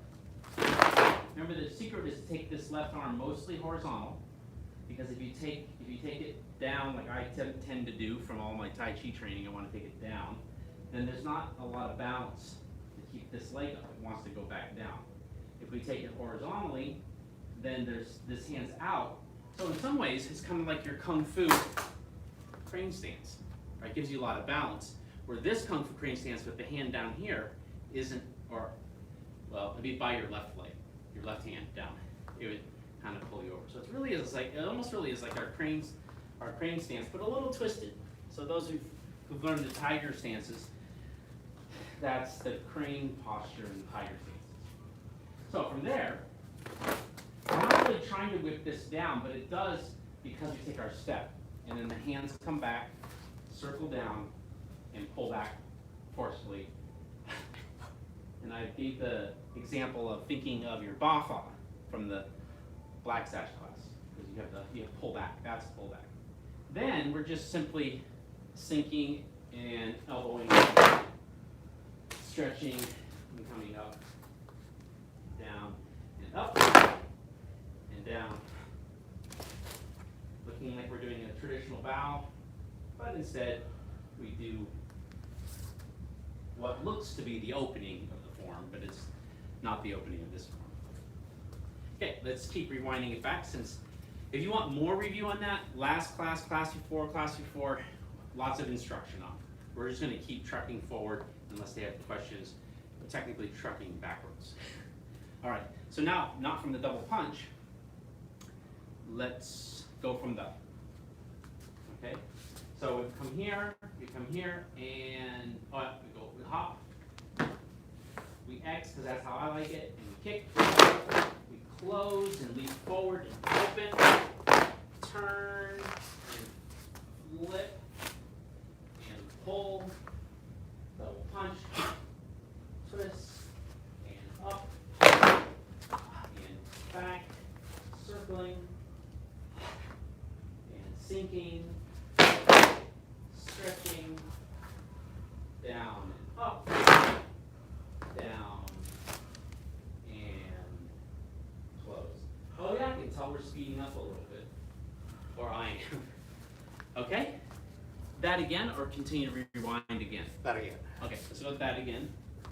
I'm gonna come off camera, or this side of the camera a little bit to be in line with you, and then also to be more centered on the camera when it's time. Okay, so we've come up, down, and we come up, down, X in and out, let it close casually and step through, opening, turn, and now take that left hand with it. So if you take that left hand with it, then pop it forward as you go back. Slow it down right here, and then pop. And lean with it, pop up, and out, and down and up, stretch, in and down, up, down,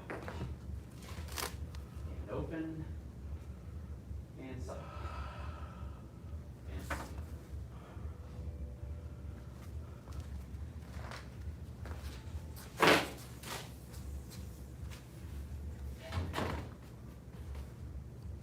Earlier? Or did I sing earlier now? No, that again. That again, okay. It is pretty much a very challenging, like, I know you weren't on all the live streams, but I remember a lot of kind of like, how do I do this in slow motion? Because I'm supposed to be leaping across the room. So, or, you know, how do I show the moves? Oh, sorry, so we press down once and then we pop, and then in and out, let it flip over casually, turn and whip, and pull, slow it down, slow it down, slow it down, slow it down, pop. Clean, pop. Out, circle, pop. Sink and pop. Stretch and up, sink and up and down. And close, open, and down.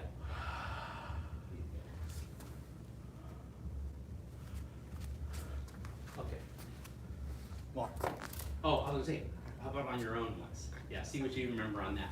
Let's confirm that you're cool with that, and then we'll do that at home. Same thing, press pause, practice it, or rewind and practice again.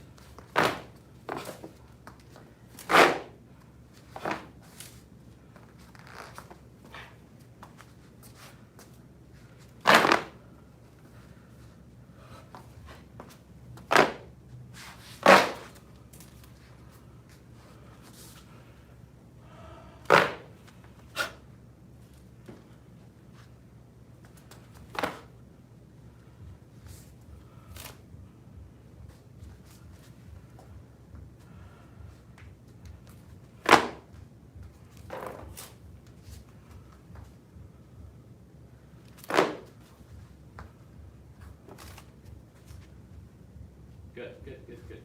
So I'm glad that one thing that's nice is I always, without anyone live, I just have to imagine what might be going on for you.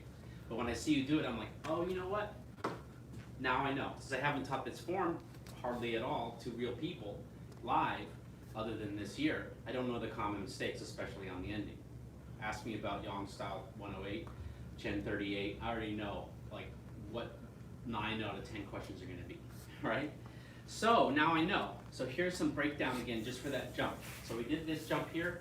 I'm going to break it as separate pieces real quick. So you have this thing, and then you have this, and what's happening is your palm is down for the opening of the fan. So it flicks out, palm down as you kick. As you kick, you have 3 things happening here. You have this one. It wasn't palm down. It crossed in. When it crossed in, it became palm up. And then when it went out, it becomes palm down. As you elbow with this left hand, as you kick, so that's going to create the pop for you. So it ends up, yes, that creates the pop. Now, how do you do the next part? There's 3 things. This guy casually turns palm up and closes, swings down. That's the trick. It swings down and opens. Okay? So you get some momentum. So I'm omitting the left hand's action so that I can get that. I've come up, palm down, palm up, down.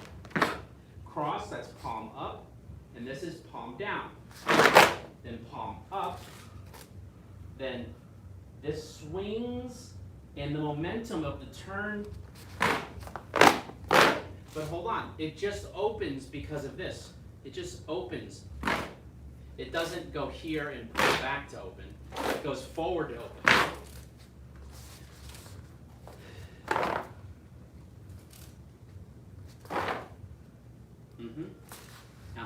And just let it go and, yes. So that because you stopped in palm strike, that's as it opens. Whereas when we came here and did our white crane spreads wings, it wasn't.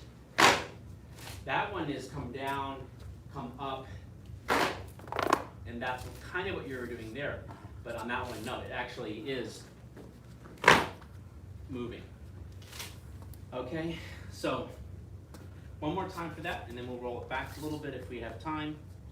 So we come up, down, cross in, and open. Let it casually close. Left palm goes straight forward. And then you try to keep up. It's going to be hard, but for some of us, you want to get the hips down, you get the head up. So when you finish, this hand is there. Right now you're palming down a little bit. So the correction I pointed out is watch out for palming downward. But that palming downward is not a problem of my arm. See, it's not a problem of my arm. Uh-huh. It's just staying up. So it's keeping up. So it would be better for you to not go try to be low. Oh, you know what? The Kung Fu, jump to kneeling. Right? That has a lean. Even the double sabers, you have a bend, right? This one is, everything's staying up. And it makes sense because when you turn, you're supposed to do that next. Whew. Well, let's see if anyone's waiting yet for the next class, but I'm thinking maybe we should still try to do it from the top ones.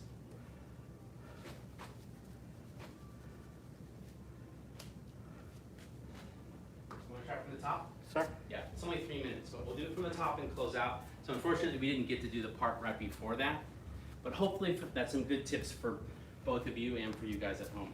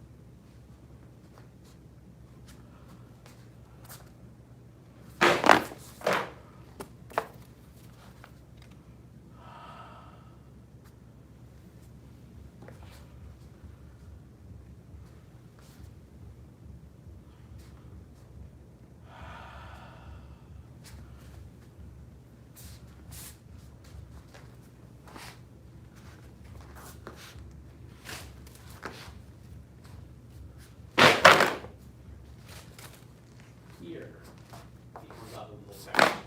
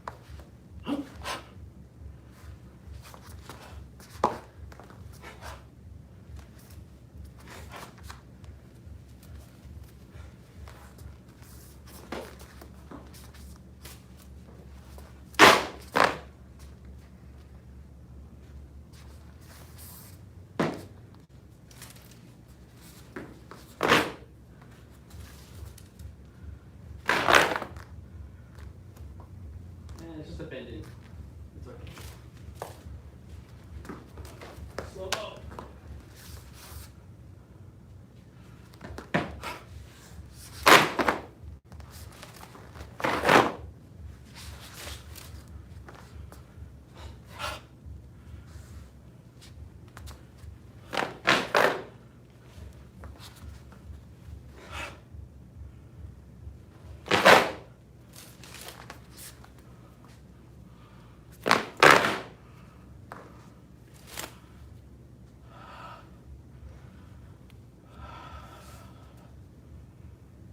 Whew. Good job, good job, good job. All right, let's bow out. People waiting. Beyond the masters who came before us and seek to follow their examples. About a Grandmaster instructor. Thank you. About a 5th, 4th, 3rd, and 2nd degree Black Sash, Advanced Black Sash class dismissed. Good job, guys.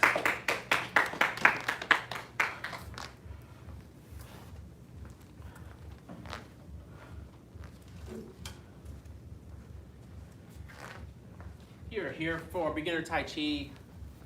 Hang out for a few minutes. I'm gonna put my mask on so I can open the door. You don't have anything to do, that's why I did the same thing for this. It's just one for same person. Answer this one. Sorry. Yeah. I always just get looking at me. You got the MASH one, so that's so cool. And actually, it kind of looks like Predator. Because it's like you have dreadlock. The Predator. Get a Predator mask. Come on in. Yeah, the same deal. And then next class and next week I'll start reading it unlocked. So as long as you know that we're live streaming, come in quietly, sanitize, bow in, don't say anything, and just go behind the camera. Yeah, because we don't have too many people. Yeah, just so that you know, I was telling everyone that in person because if I have brand new people who haven't done the do of them, yeah, I want them to read the sign and go, oh, don't go in. And then if you happen to be there, you're like, you just don't talk, we'll sanitize. Oh, welcome. Thank you, sir. Goodbye. Yeah. You say, yeah, we'll see you Thursday. Thank you, sir. Oh, sir, the shoes, I can pay for shoes, because Oh, do you need shoes I real quick? need new shoes. Yeah, let's get them real quick, and then, so I started the last class about 10 minutes late, Mr. Fig. Yeah, just because I was waiting for Miss Kelly to go. Oh, you need to pay for them, and then Yes. get them? Okay, Well, give me your card real quick, and I'll do that. I have cash too. If you Oh, want it's cash. 30, it's $29 or $30. Do you happen to know your size? 12. Oh, sorry, do you know your Asian size? I was gonna say 40, but that doesn't sound right. 44, that's 20. Let's see if I've got the rest. 23, 18. Just stuff it in here like in weird places, so that's a 20. I can give you 10 back. Thank you, sir.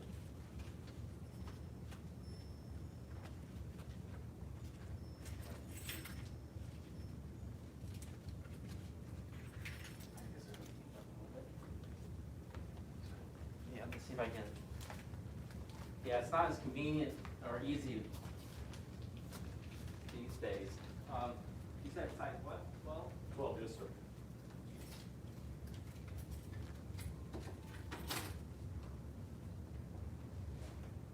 That's gonna be like a 46 or a 47, maybe the maximum.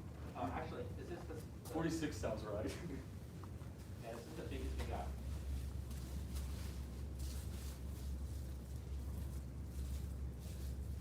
Looks pretty good. Yeah, try how it on a low seat's gonna be easier. You're welcome.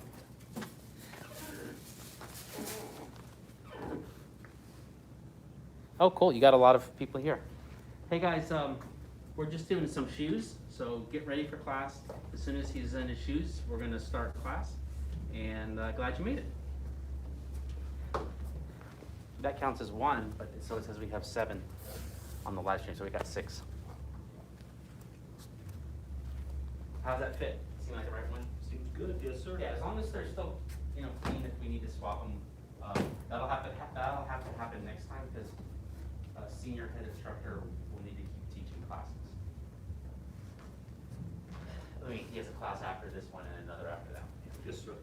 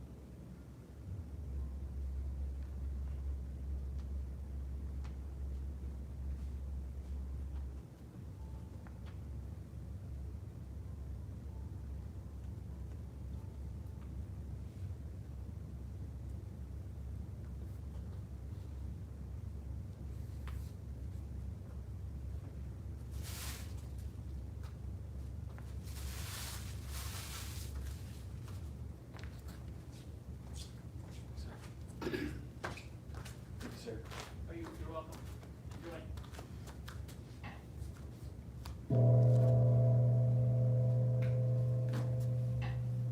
Senior head instructor? Thank you, sir. Bow to beginner students. Well, all right. Cool. Let's do a little bit of breathing, deep breath, relaxation to begin. Separate the feet comfortably apart. Place one hand over the other. Press gently. Allow your eyes to close.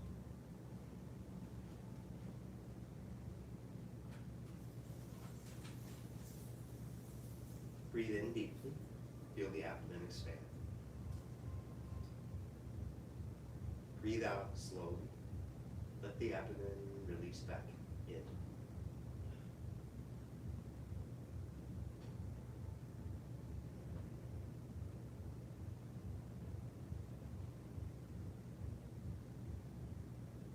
Begin to imagine the cascade of relaxation that flows down the body.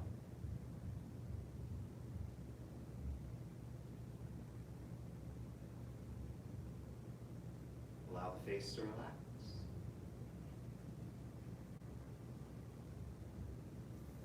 Relax the jaw, the neck. Feel the upper back relax. Feel the chest relax.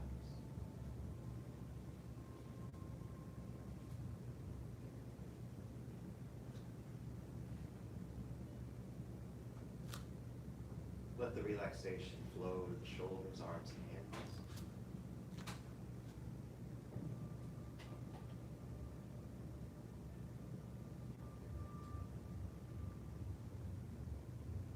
Feel the stomach relax and the lower back relax.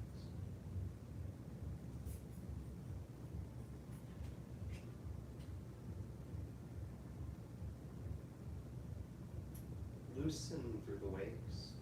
Relax the hips.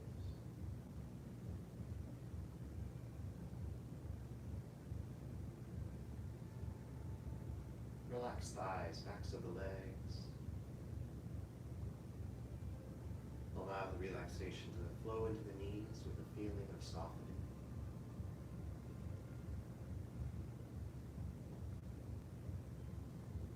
Feel that relaxation travel to the lowest parts of the body. Relax the ankles, calves, feet.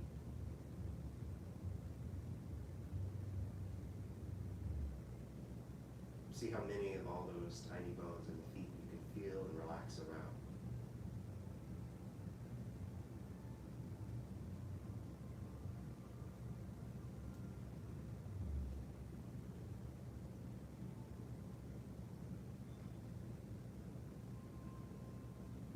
For a few more breaths, if you notice tension pop up anywhere, see if you can just let it go.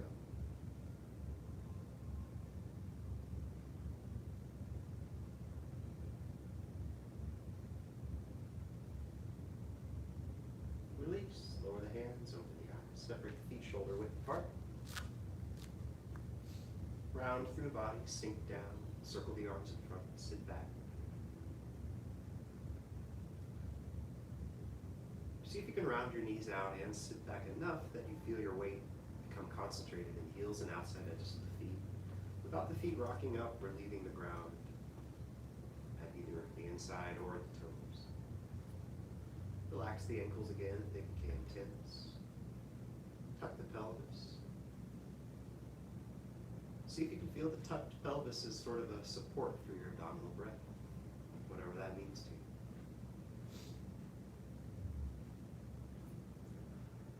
Relax through the waist again. Relax shoulders and elbows down. Gently stretch through fingers and wrists.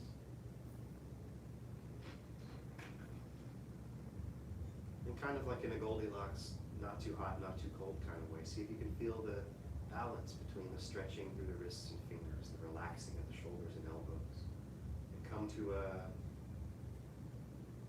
balance, yeah, a stasis.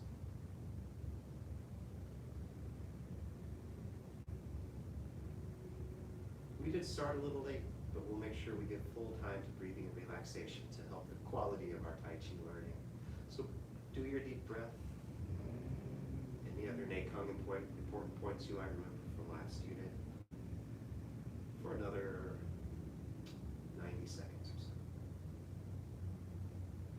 This is beginner class, so if you're If that seems like a lot at some point, if you're straining to hold it, it's okay. Come out of it for a second, reset, get back into it.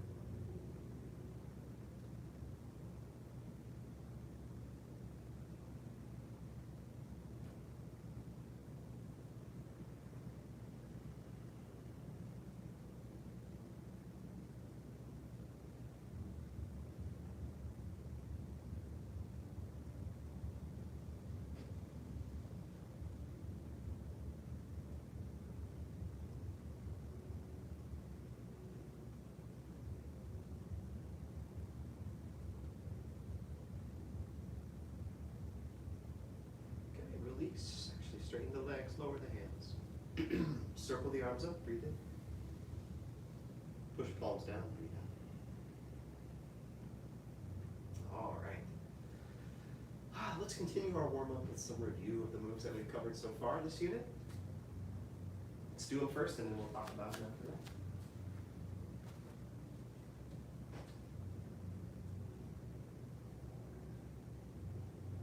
Step left, sink. Step. Sink a bit more. Commencement. Let the arms float out, lead with the wrists. Fingers stretch. Then sink wrists, sink elbows, lower the hands down. Ward off right, turn to the right, pivot on the heel.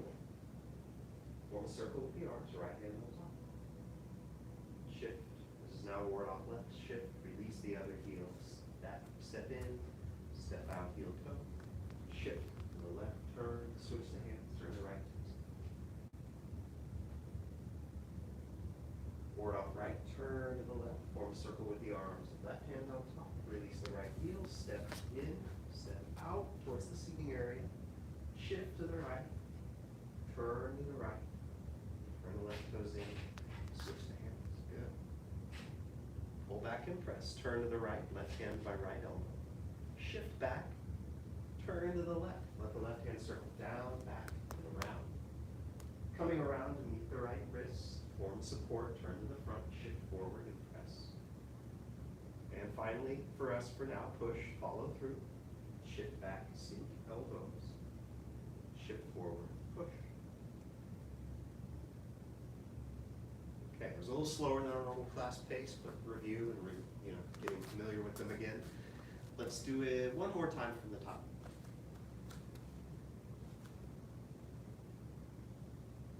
Step left.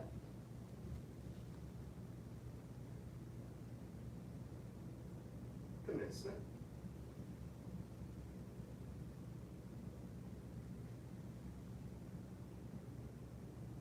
Ward off right. Ward off left.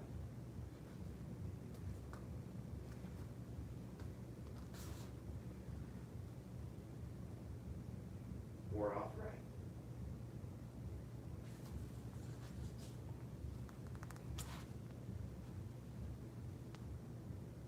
Pull back and press.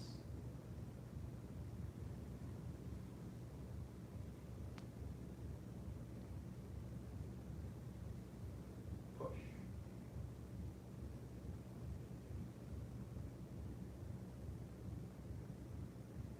Okay, release. Further review, let's go from our ward off left, just to do those moves we covered new last class. Ward off right, pull back, press, push. A little more instruction, one more time. See if you can get into your ward off left. And if you're watching at home and you don't know how to do that, from a shoulder width, I've stepped my left foot forward, turned my right toes out, shifted my weight forward, rounded my left arm out like the dance partner, right hand down by the side. That's our starting position for these review of moves from last class. But I said most of the instruction, but I'll say it one more time, turn to the left, form a circle with the left hand on top. You'll feel the right heel release. Sink down, step in with the right, step out with the right, heel toe towards the seating area, double dragons, foot placement.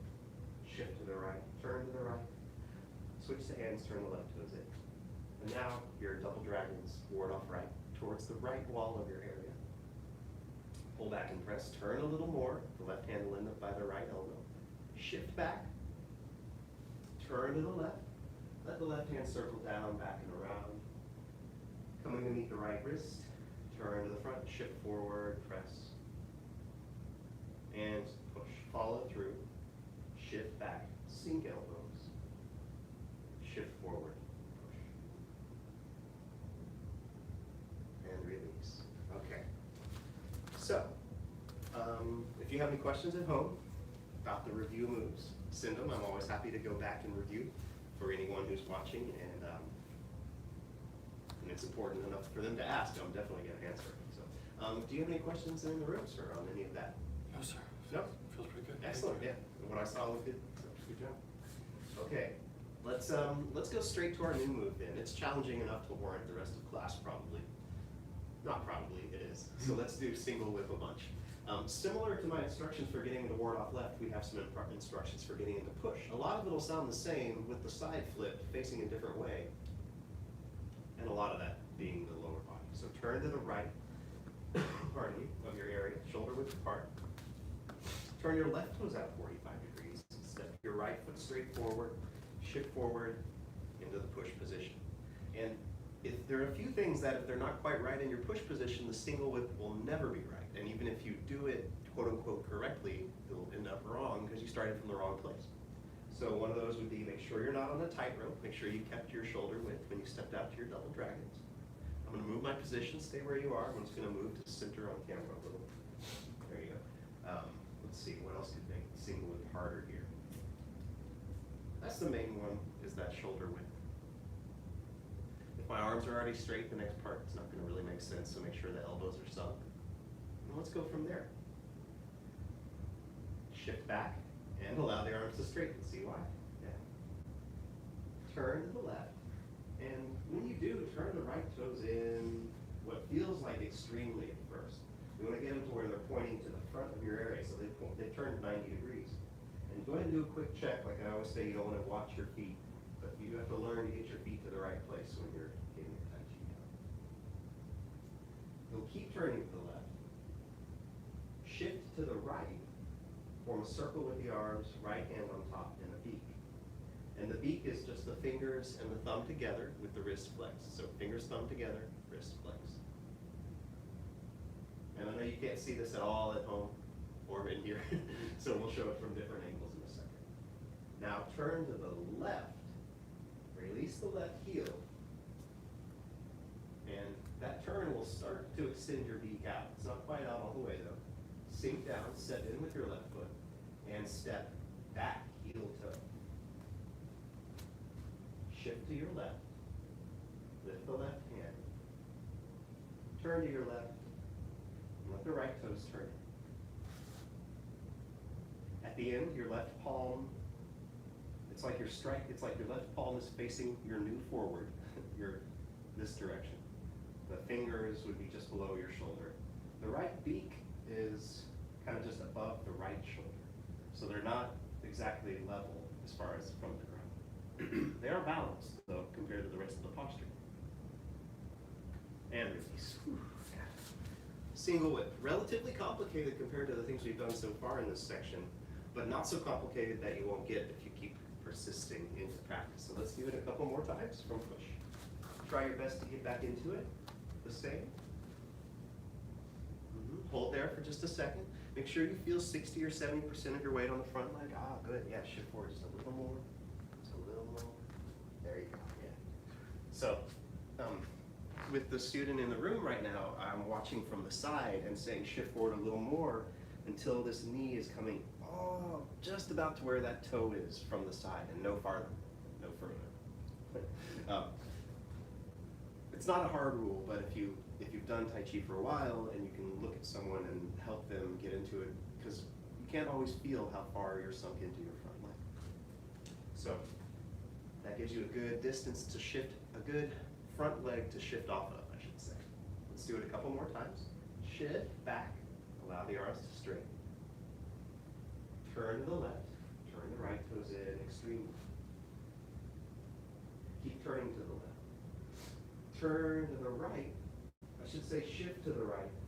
Form a circle with the arms, beak on, right hand on top in a beak. And there's a bit of a turn to the right, but it can overturn, so sometimes I won't even bring that up. It kind of feels like you just shifted to the right and made a circle. Turn turn to the left, release the left heel. You should kind of feel like you're starting to face that way you're going to go right now. Sink down, step in, step back, heel toe. Shift to the left, lift the left hand, turn to the left, and right toes in. And we'll talk about the details if you can't see. Well, we'll say it right now. The left toes are pointing forward, the right toes are turned out 45 degrees, which might sound familiar from the other places we've started today. All right, let's release and do it one more time. When you're learning these moves for the first time, be very slow and deliberate and pay attention to as much of the details as you can. There's a lot to pay attention to. So. Shift back, let the arms straight. Turn to the left. Turn the right toes in a lot. Keep turning to the left. Shift to the right. Form a circle with the arms. Beak on top. Turn to the left. Release the left heel. Sink down. Step in. Step back. Heel toe. Shift to the left. Lift the left hand. Turn to the left. Turn the right toes. Release. Okay, shake it out. Man, you guys have done a lot of practice so far. You've just been practicing nonstop. Take a little break while I talk and demonstrate. I'm going to flip it around 180.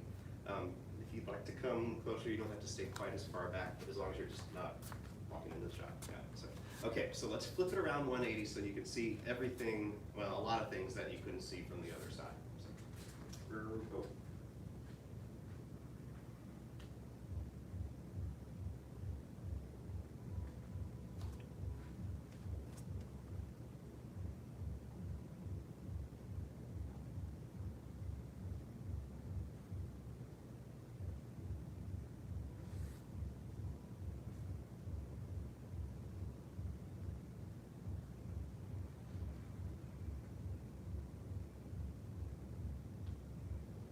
Okay, that was pretty robotic, a little broken down. Let me go a little more smoothly without losing any of the sort of beginner details that we need.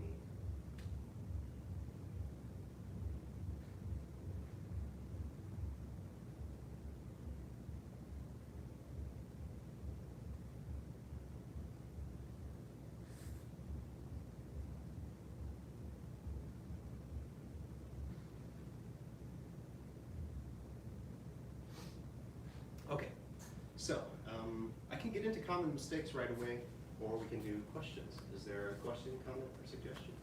Would you just refresh my memory about at the end time, the placement of each of the hands? I believe the beak, well, I just would rather you say it than me just guess wrong. Sure. Yeah, so the question is, can I hear again the placement of the hands at the end, right? Yes, sir. And let me turn it around. So if you were in class, you would see it kind of from the side or coming at you. Let me turn it around coming at you, and I'll do it one more time and then answer it as well. Yes, sir. So this is, it's kind of a funny starting position for me to start away from the camera, but it'll make sense. You get sometimes you only get the martial intent when it's pointed at you for some reason.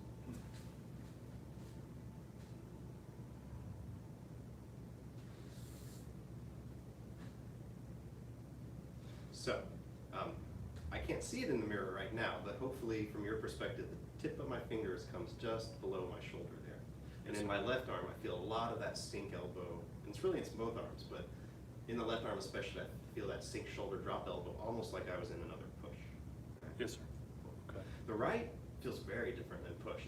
It's like if I had extended that wrist all the way out, and then from there I relaxed my shoulder and elbow a bit. So hopefully from there it's just a bit above my shoulder.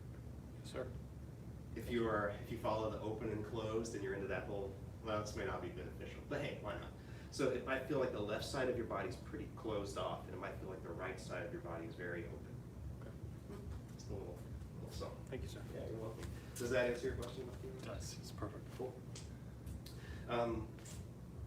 Let's see. Let me do common mistakes, so I'll pretend that people watching at home are saying, or doing these things, or asking about them. So the first one is the step towards the end, and what could happen, and what will happen to most people when they do this move first, I'll come back to this posture, this position, is they'll come around to here, and then when they step, they just step out, and then when they shift and then turn, they're on that dreaded tightrope. It's not that dreaded, but you do want to avoid being on a tightrope. pardon me, most of the time in Tai Chi. So you'll hear me say step back, and it's really out depending on which way you think of it. So in the original orientation, you know, once I'm here, if I feel like I'm facing that way, it's stepping out. But most people will feel like they're kind of facing this way still, and it's kind of a step back. All you want is to be at that shoulder width in the end. That's the only reason we say step back. So that's the number one common mistake. Besides just getting the parts out of order, there are a lot of pieces that have to happen in order for the move to work correctly. So maybe there's questions about the beak. I don't know if you could see the detail from far away. Hopefully it's too close. So let me do a close up where you can see the beak.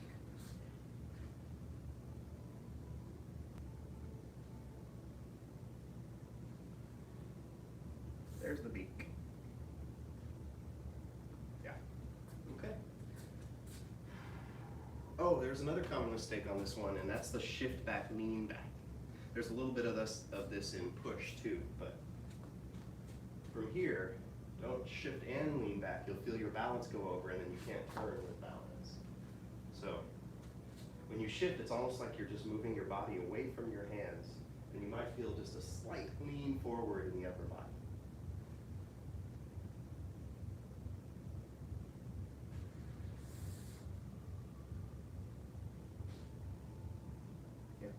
Okay. Any other questions on it? Comments, suggestions? Really good. Thank you, sir. Yeah, you're very welcome. Oh man, time flies when you're single whipping and when you start late. So let's practice single whip a bunch.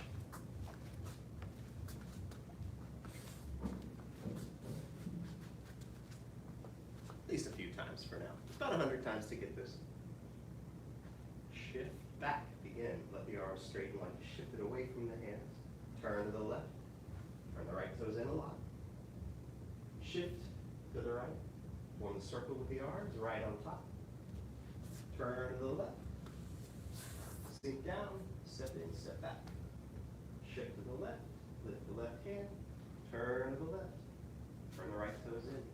So how to check yourself? Well, first see, are the feet pointed the right way? Are my left toes pointed in this direction to the left side of the screen?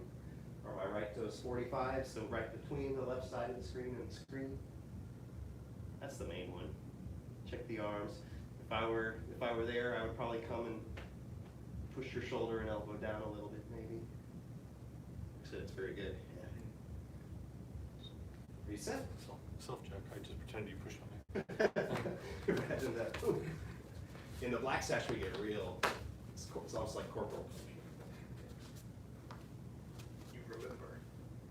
Shift back. Arms straight. Turn to the left. Right toes come in a lot. Keep turning, shift to the right. Form a circle with the arms. In the beak on top. Turn to the left. Step in. Step back. Shift to the left. Lift the left hand. Turn left. Turn. Okay, one more time together.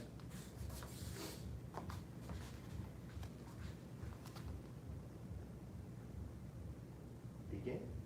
Shift. Return. Shift. Turn. Circle. Turn. Release. Step. Shift. Lift. Turn.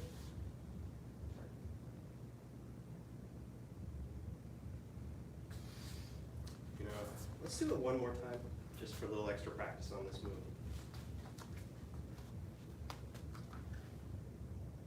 And begin. Single whip. No instruction this time. Just do your best to remember everything that happens. Relax through it.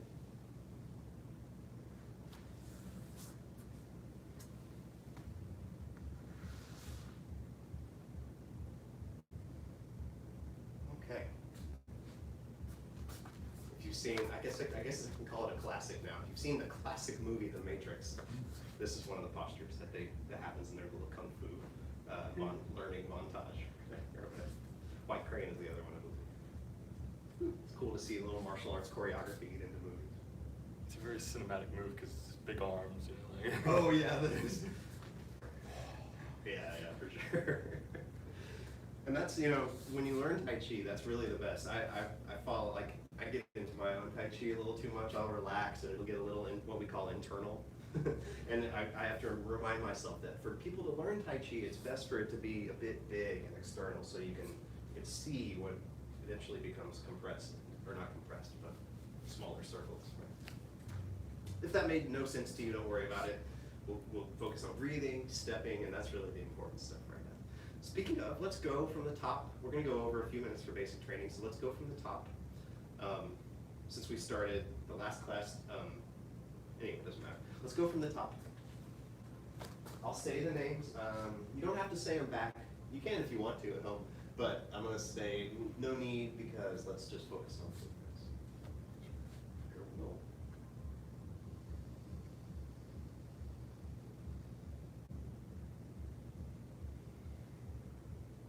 Again, step left.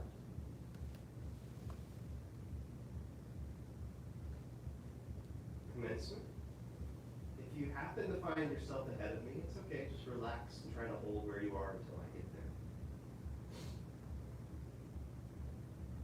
Ward off right. Ward off left.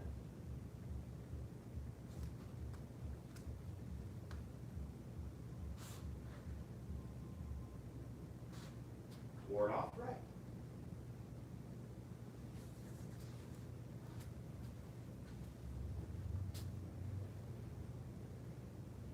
Pull back and press.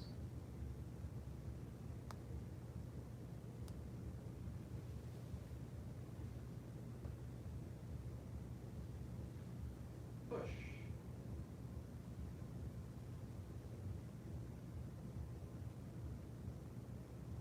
Single whip.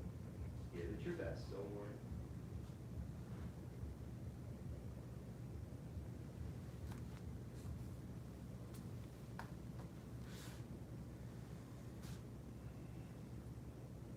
All right, how was it?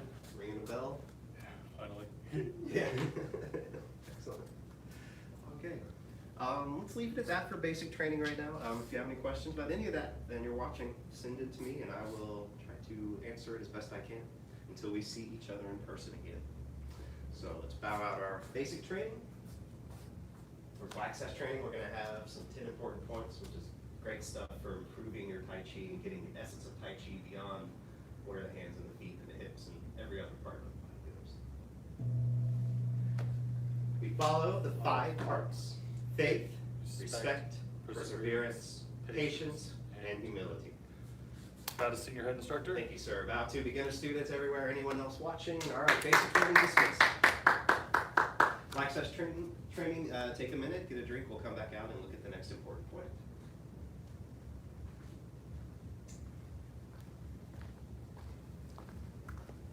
Is that such a treat being here in the necessary?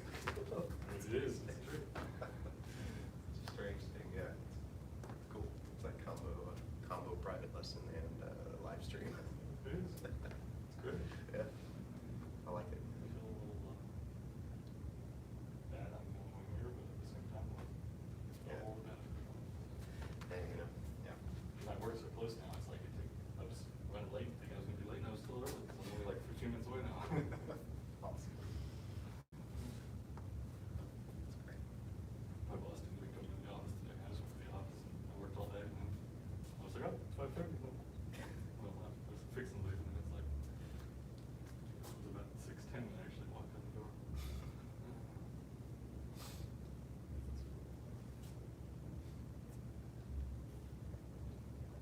Do you need a drink or anything, or are you good?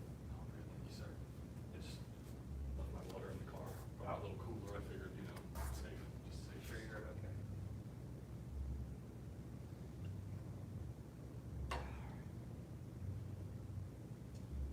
Let's do this. Black sash training. So we did cover the closed chest lift the back last class, right? Sorry, what did you say, sir? Oh, I'm sorry. I'm recalling we did close the chest lift the back last class. We did, yes, sir. It's point 2. Yeah. We have options how we can go at these. We could spend, I think I mentioned this last time, we could take extra time on the first few and then try to get to the last ones at the end of the unit. But I'm just feeling like doing it this way, so it's just it's always a little experiment to see how we'll do it next time. But let's go on to number 3. Oh, let's review what 1 and 2 were before we wipe them off our brain and just think about 3 for the next 15, 20 minutes. So, number 1 was, I'll give you a moment to think of it.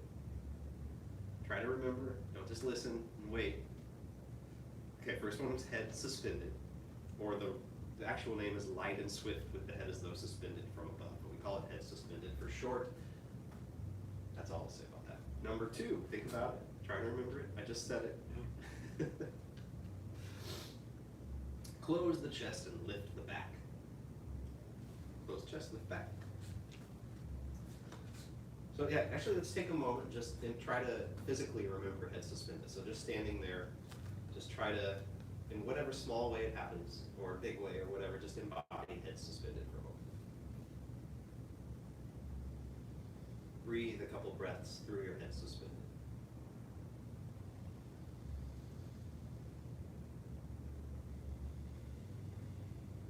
Okay, and this is not easy, it's a little, take some agility, but try to then switch to closed chest, lift the back.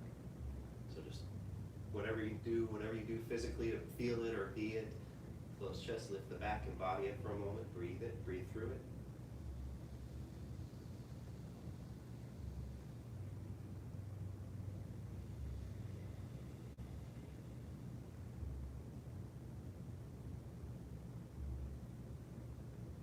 And you know, it's not coincidentally, I love just feeling these again. I felt the ease of breathing after doing those 2. It just does things. You may not notice that. Everyone's different. I have a question about head suspended. Okay, I quick feel question like about the first point. Yes, sir. My feeling when I start doing it is that my head placement is wrong, Mm. but then I need to move my chin sort of down a little bit so that my head is being suspended basically from the, Mm-hmm. I don't know what this part's called of my head, but Call it the crown. I don't really know. Yeah, I'm Really, not. yeah. Yeah. but it's not, it sort of feels like maybe almost if I were to run a string, Uh-huh. Hold through it me, there. Yeah, hold it there and look be- forward. but it would be, I don't know if I'm Yeah. off. Yeah, that's about in the right spot. Maybe a little yeah, further go a back. little farther forward, actually. Forward, okay. And then split the difference. Go back a little from there. Yeah, yeah, there. And then my chin's not even with the floor. No, it's no. down here. Yeah, up a little, up a little, up a little, up a little. Yeah, try there. It's hard to tell exactly, but I think that's about. Sorry with the mask. Yeah. Yeah. Yeah. So try it. So yeah, memorize what that feels like. Thank you, Yeah. sir. So I was watching a student in the class from the side and feeling for where his point would be to suspend, and that's not obvious. So I'm trying to kind of help him through that. And then where the chin should be from there. And it was a little low, and it came up, and it came up, and what looked like a balance point to me. And at the end of this, at some point before Black Sash probably even, you become the authority on that, and I can only help. But early on, especially if I could manipulate right now, I'm still holding off from doing that. I probably could with the guidelines, and I'm sanitizing, but I'm just being a little careful on that. So, does that make sense? Yes, sir. Cool. I appreciate it. Yeah, you're very welcome. It'll be easier when we're back, but we just stay until we get there. Yeah, yes, sir. And, you know, asking about the first point is okay too, but we'll wipe it off our brain in a second. But the third kind of assumes the first and second are achieved to some degree. Cool. All right, let's go to number 3. Guess what it is? No, don't guess what it is. It's loosen the waist, I'll just tell you. Number 3, loosen the waist. And like the others, it's got a short little point and then longer commentary. The waist is the body's ruler, not like measurement, but like commander. If you're able to have a loop, that's my comment on their comment. The waist is the body's ruler, is their comment. If you are able to have a loose waist, then the 2 feet will have strength.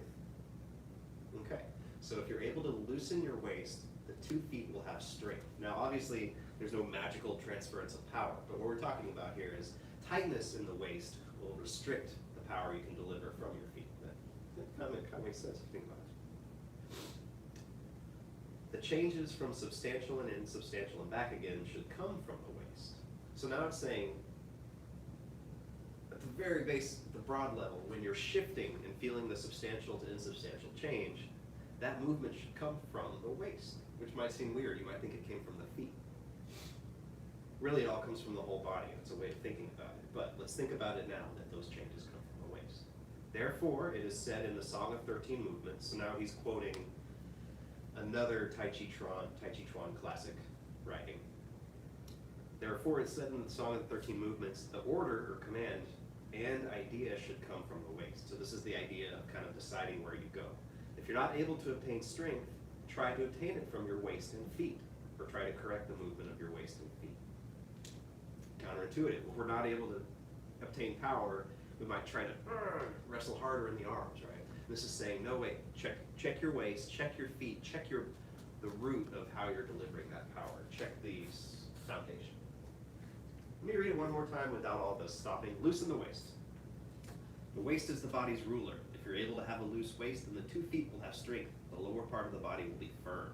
I think I might have skipped that. The changes from substantial to insubstantial and back again should come from the waist. Therefore, it's said in the Song of the 13 Movements, the order and the idea should come from the waist. If you're not able to obtain strength or do what you want, try to obtain it from your waist and feet. Anyway, so any questions about that? Okay. Cool. So it's all good stuff. As far as what to do, yeah, let's go ahead and get into sort of a embracing horse, kind of sunken down. And just from here, let the upper body, maybe even from the shoulders and arms, turn. And see if you can loosen where you feel it pulling. See if you can relax where you feel it pull. Now, word of caution, I can have a tight waist. I'm going to try not to move my waist.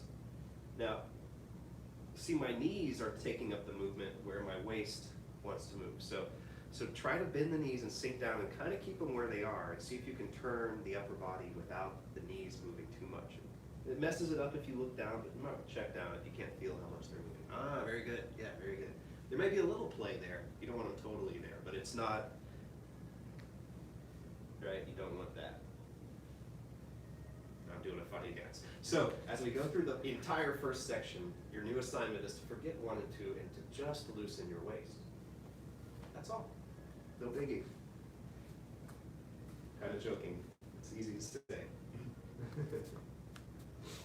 So start right here, feet close together, hands relaxed by the sides. I won't call out too much except for reminding you to loosen your waist. Begin right now and just loosen through the middle of the body, even if you can't feel exactly where your waist is,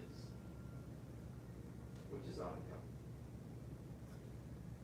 And begin.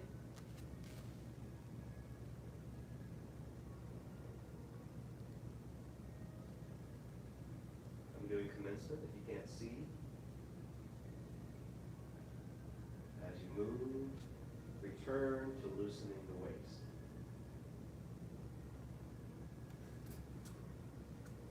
It's natural for other thoughts to come up, for all kinds of things to come up. Just return to loosen the waist.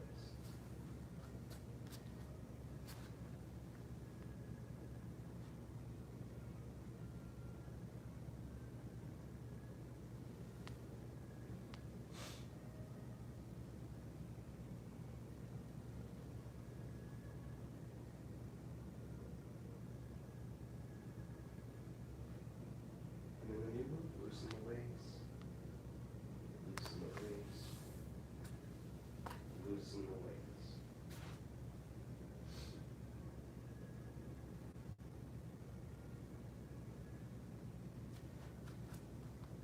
Now we're going to strike the shoulder, wide crane, spread wings, loosen the waist.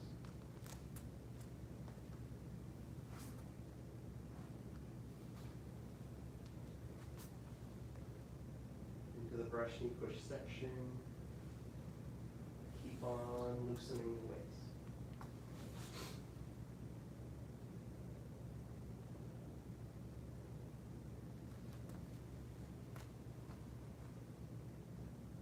Brush knees 2, 3, and 4. Loosen the waist.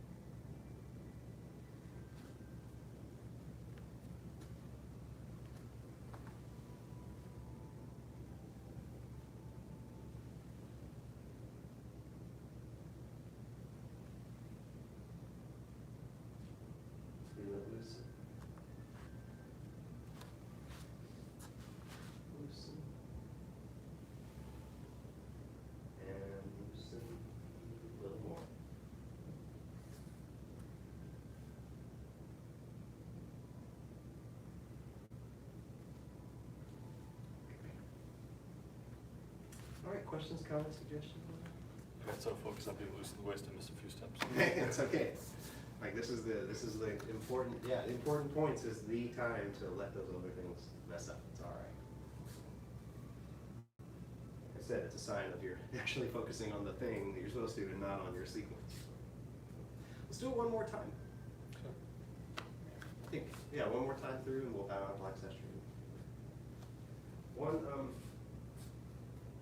Let's change the focus slightly just for fun. If you want to, if you're still, I'm trying to loosen my waist, don't give me something else. You can still loosen your waist, I won't know the difference, unless I watch very carefully. So instead of that, try this maybe. When you shift, see if you can let your shift come from the waist. When you turn, obviously let it come from the waist, but see if you can feel all of those kinds of movements as originating in the waist.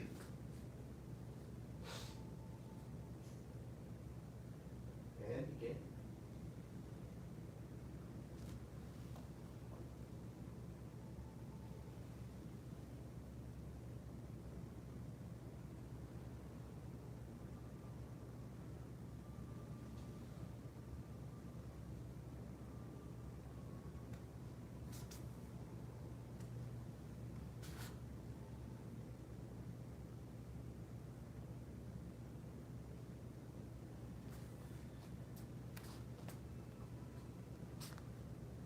Let the idea, the order, the command come from the waist.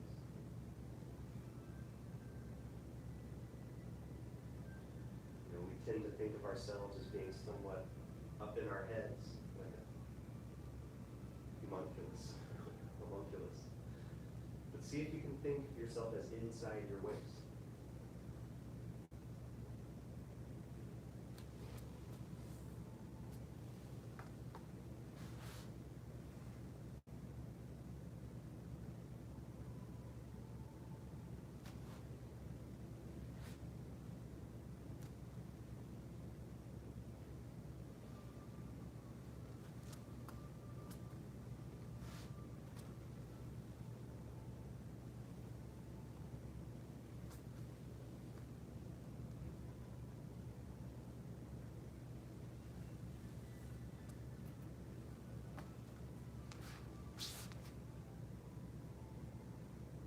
Drop back up into your head, put your mind into your waist.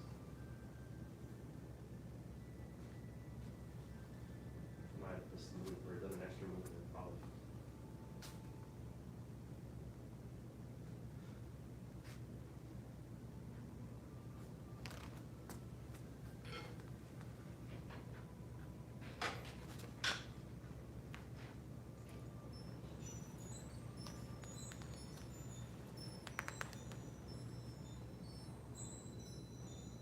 Last guitar, I think we did an extra one. Again, sorry for that. I was thinking about what I was going to say.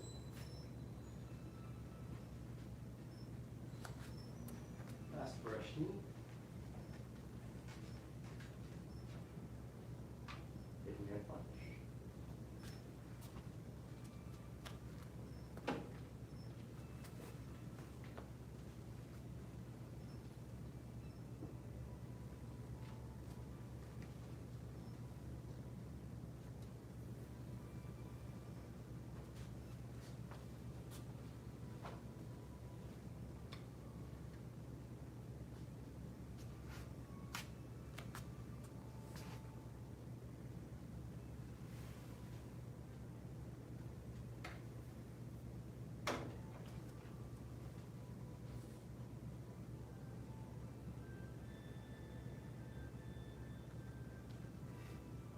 All right, slightly modified first section.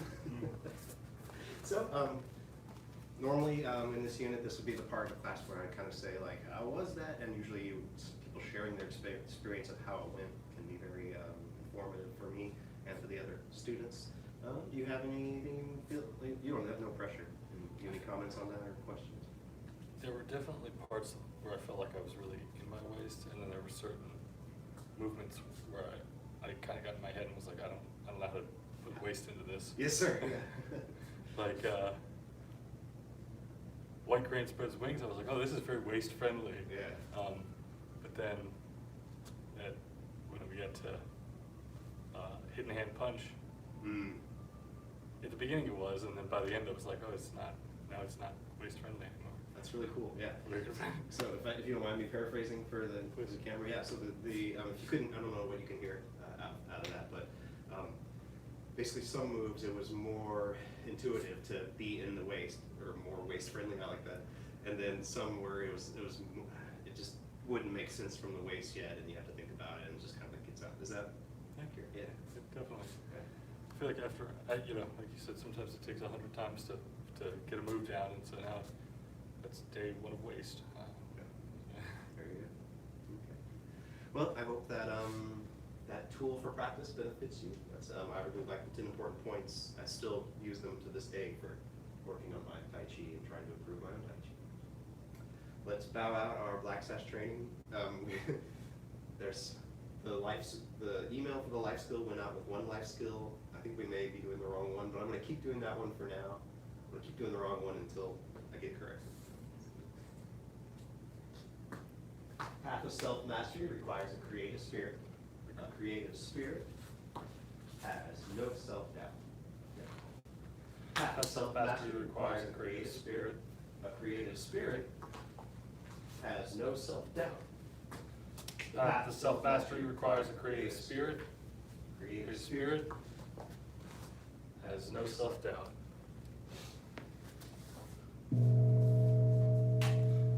Bow to senior head instructor. Now to Black Sash training beginners, intermediate, whoever else is watching. Black Sash training dismissed. Master's path, come back out in a second and we'll work on something else. Thank you, sir. Yeah.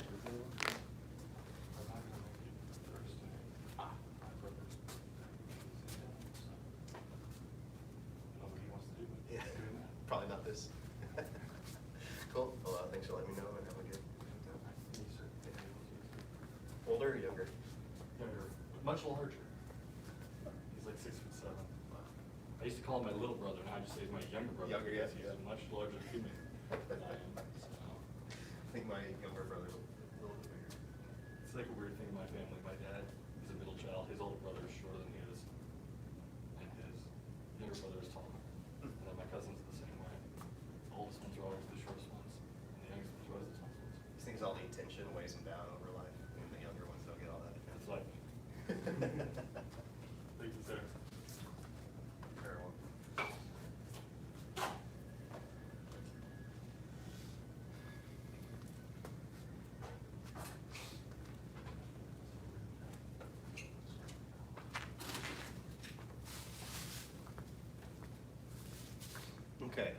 Okay, Master's Path. Sorry to start this so late.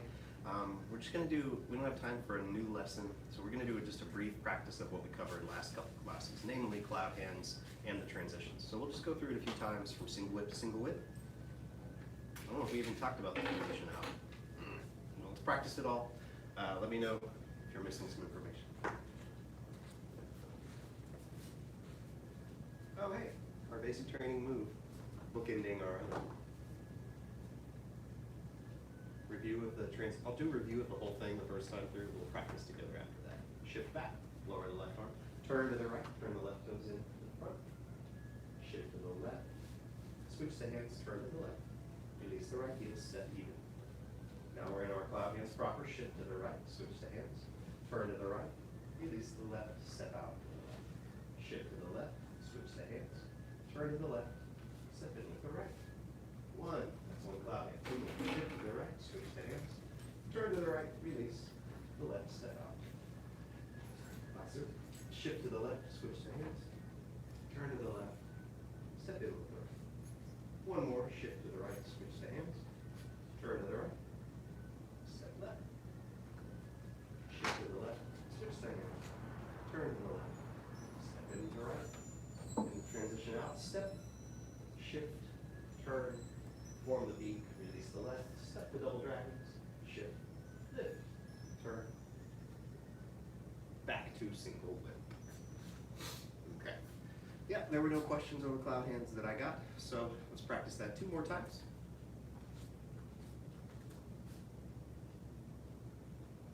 Begin. Transition into cloud hands.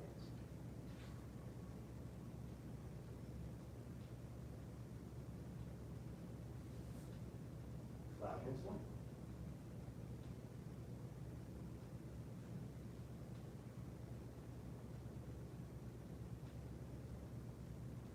Clap hands two.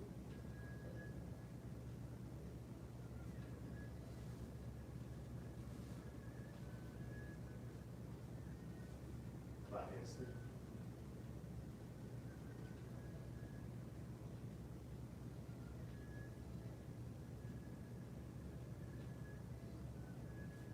Single loop.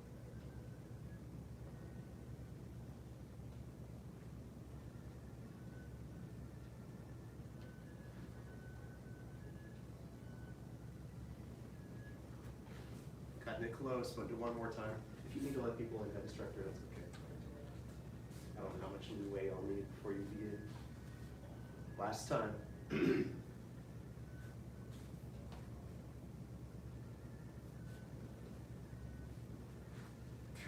Sorry. Last time, cloud hands.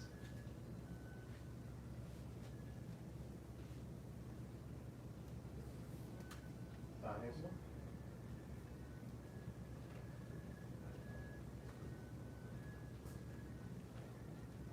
Cloud hands two.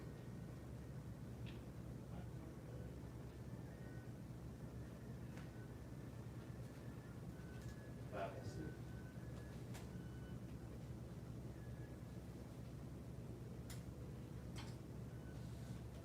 Single.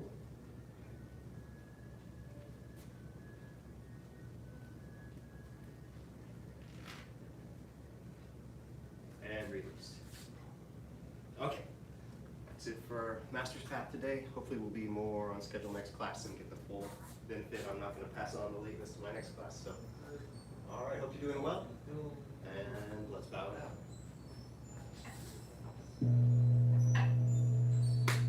Bow to fellow beginner Master's Path. Master's Path dismissed.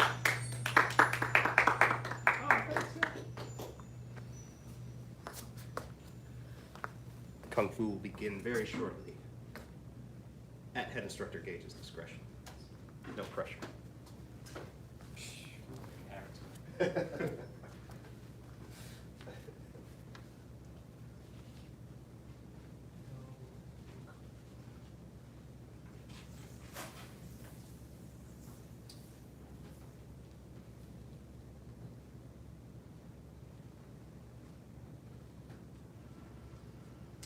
guys can go ahead and come on out. Sir?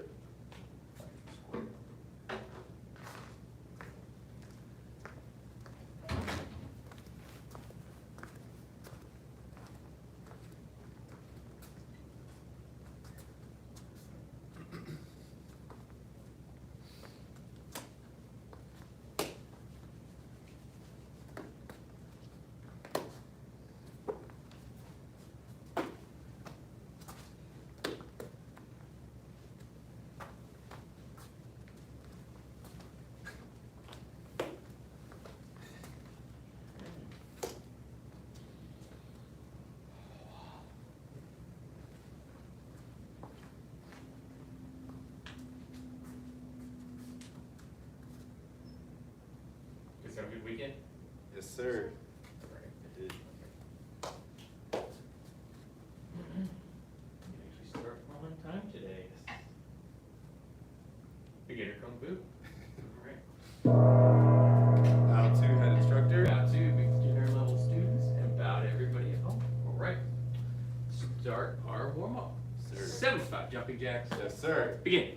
1, 2, 3, 4, 5, 6, 7, 8, 9, 10, 11, 12, 13, 14, 15, 16, 17, 18, 19, 20, 21, 22, 23, 24, 25, 26, 27, 28, 29, 30, 31, 32, 33, 34, 35, 36, 37, 38, 39, 40, 41, 42, 43, 44, 45, 46, 47, 48, 49, 50, 51, 52, 53, 54, 55, 56, 57, 58, 59, 60, 61, 62, 63, 64, 65, 66, 67, 68, 69,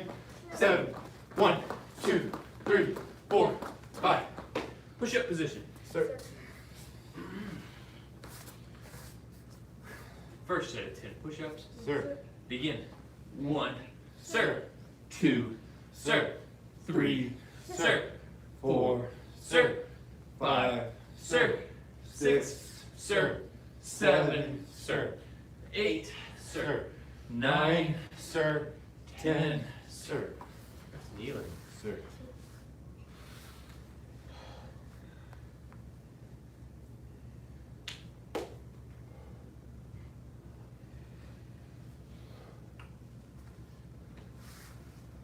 Finding with like Black's work schedule and Memorial Day weekend,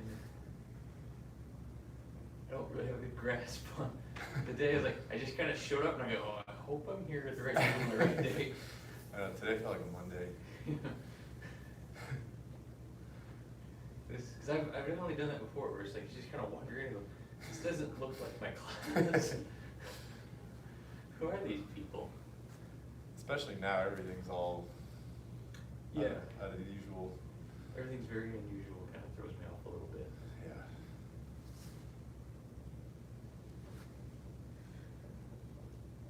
We are creatures of habit. Yes. It was one of those weird things where I was reading where they say, even if you're off work, so like there are a number of people that just they didn't have work, and this Monday through Friday, if your normal routine was to get up and take a shower and put on clothes, that's what you should do. Yeah. Yeah. Even if you're not working. Even if you're not working, you still get up at a normal hour, take a shower, put on clothes. Because it's like one of those weird things where it's like if you kind of like stop doing that, then it makes it difficult for you to get back into that habit again. Yes. All right, second set. Sir. Begin. 1, sir. 2, sir. 3, sir. 4, sir. 5, sir. 6, sir. 7, sir. 8, sir. 9, sir. 10, Sir.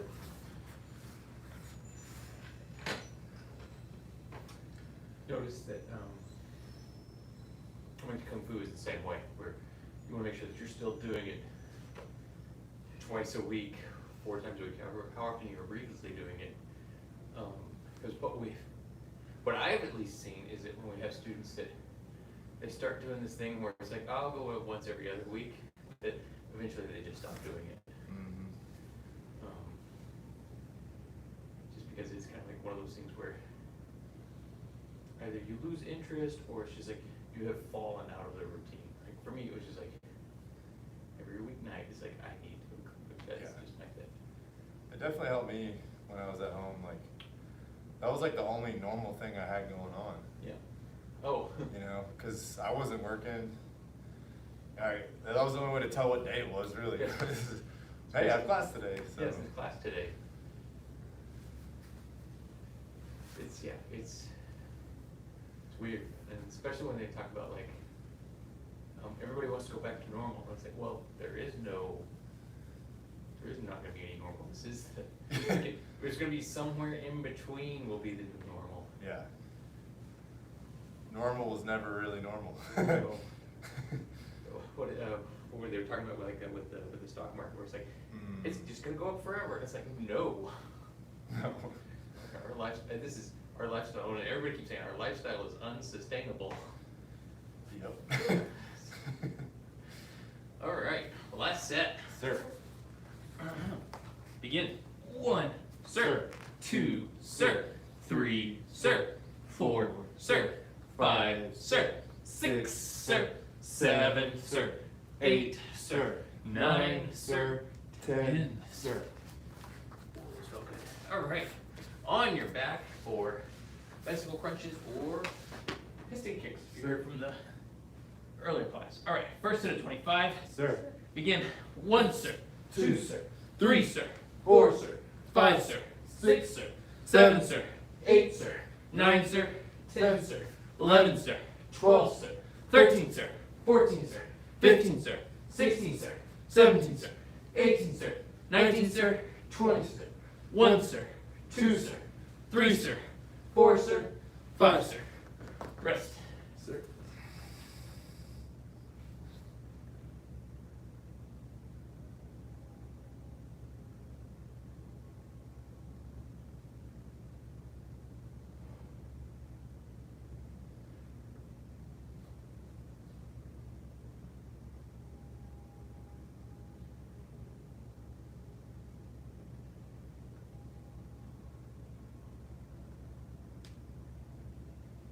Second set. Yes, sir. Begin. 1, sir. 2, sir. 3, sir. 4, sir. 5, sir. 6, sir. 7, sir. 8, sir. 9, sir. 10, sir. 11, sir. 12, sir. 13, sir. 14, sir. 15, sir. 16, sir. 17, sir. 18, sir. 19, sir. 20, sir. 1, sir. 2, sir. 3, sir. 4, sir. 5, sir. Rest. Sir.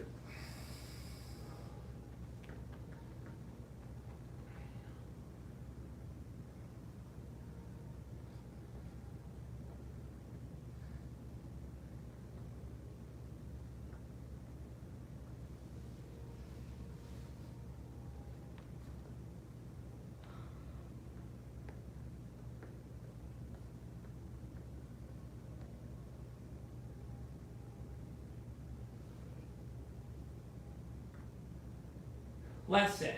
Yes, sir. Begin. 1, sir. 2, sir. 3, sir. 4, sir. 5, sir. 6, sir. 7, sir. 8, sir. 9, sir. 10, sir. 11, sir. 12, sir. 13, sir. 14, sir. 15, sir. 16, sir. 17, sir. 18, sir. 19, sir. 20, sir. 1, sir. 2, 2, sir. 3, sir. 4, sir. 5, sir.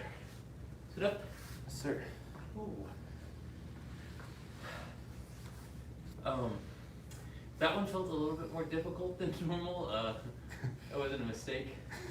We slowed down quite a bit. The slower you go with those, the much harder they get. Yes, sir. But it's good for you. Yes, sir. It's helping to build up your core. All right, feet straight out in front. Reach up, bend forward, touch your toes. Yes, sir. 1, sir. 2, sir. 3, sir. 4, sir. 5, sir. 6, sir. 7, sir. 8, sir. 9, sir. 10, sir. 11, sir. 12, sir. 13, sir. 14, sir. 15, sir. 16, sir. 17, sir. 18, sir. 19, sir. 20, sir. Bend one leg in. Sir. Reach up. Bend forward, touch your toes. 1, sir. 2, sir. 3, sir. 4, sir. 5, sir. 6, sir. 7, sir. 8, sir. 9, sir. 10, sir. 11, sir. 12, sir. 13, sir. 14, sir. 15, sir. 16, sir. 17, sir. 18, sir. 19, sir. 20, sir. Switch sides. Sir. Reach up. Bend forward, touch your toes. 1, sir. 2, sir. 3, sir. 4, sir. 5, sir. 6, sir. 7, sir. 8, sir. 9, sir. 10, sir. 11, sir. 12, sir. 13, sir. 14, sir. 15, sir. 16, sir. 17, sir. 18, sir. 19, sir. 20, sir. Right bottoms and feet together. Sir. Oh no, did I fall asleep during stomach crunches? Bicycle crunches? Okay. Is it frozen? We're about 3 minutes behind. We started on time. I think. It's hard to tell. Yeah. All right, push the knees down, back straight, head held high. Bend forward, touch your nose to your toes, or as low as you can go. Sir. 1, sir. 2, sir. 3, sir. 4, sir. 5, sir. 6, sir. 7, sir. 8, sir. 9, sir. 10, sir. 11, sir. 12, sir. 13, sir. 14, sir. 15, sir. 16, sir. 17, sir. 18, sir. 19, sir. 20, sir. Sit up. Yes, sir. Feet wide apart. Ooh.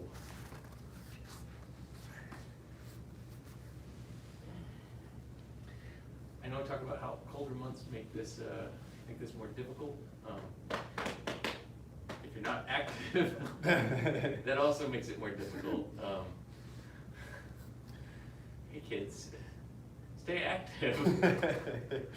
I know it's gonna be a lot harder, especially with everybody staying at home. Yeah, it's definitely a lot harder. Because I know you have your school activities,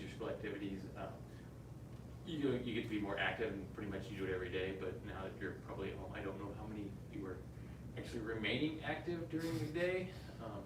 But it's a good idea to every now and then just go outside and be a little bit more active. All right.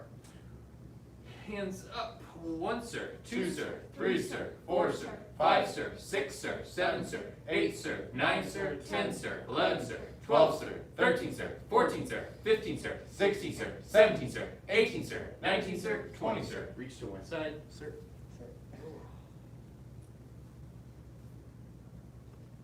Reach to the other side, sir.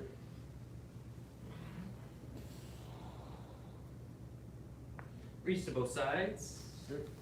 Widen your stretch if you can.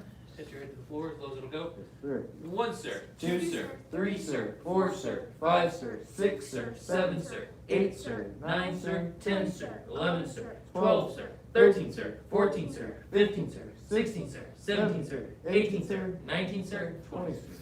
Right, we're gonna lift up and turn towards your right. Sir. No seating at home. I have a script that I normally keep to whenever we're in class that is no longer applicable. 1 sir, 2 sir, 3 sir, 4 sir, 5 sir, 6 sir, 7 sir, 8 sir, 9 sir, 10 sir, 11 sir, 12 sir, 13 sir, 14 sir, 15 sir, 16 sir, 17 sir, 18 sir, 19 sir, 20 sir. Switch sides. 1 sir, 2 sir, 3 sir, 4 sir, 5 sir, 6 sir, 7 sir, 8 sir, 9 sir, 10 sir, 11 sir, 12 sir, 13 sir, 14 sir, 15 sir, 16 sir, 17 sir, 18 sir, 19 sir, 20 sir. We're gonna go back to center. We're gonna push up 1, 2, 3, and I'm gonna walk back. I'm gonna lose my splits club patches. Oh. I'm having a sad now. All right, hands up. 1 sir, 2 sir, 3 sir, 4 sir, 5 sir, 6 sir, 7 sir, 8 sir, 9 sir, 10 sir, 11 sir, 12 sir, 13 sir, 14 sir, 15 sir, 16 sir, 17 sir, 18 sir, 19 sir, 20 sir. Feet straight out in front. Sir. Reach up. Bend forward, touch your toes. Sir. 1 sir, 2 sir, 3 sir, 4 sir, 5 sir, 6 sir, 7 sir, 8 sir, 9 sir, 10 sir, 11 sir, 12 sir, 13 sir, 14 sir, 15 sir, 16 sir, 17 sir, 18 sir, 19 sir, 20 sir. All right, we're gonna go onto our backs. Sir. And we're gonna bridge up. Yes, sir.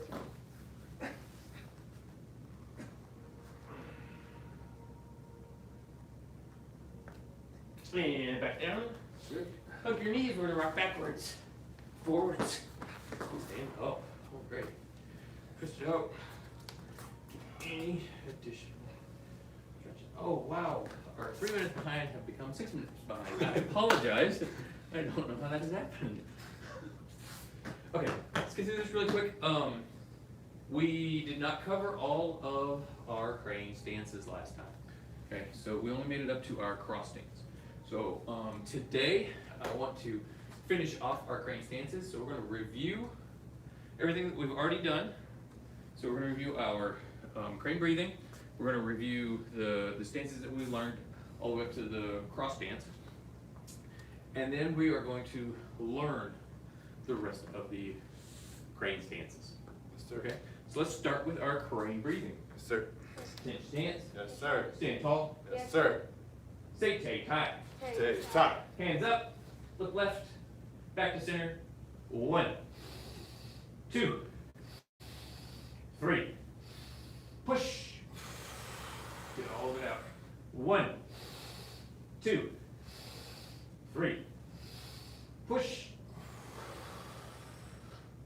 Last one. 1, 2, 3.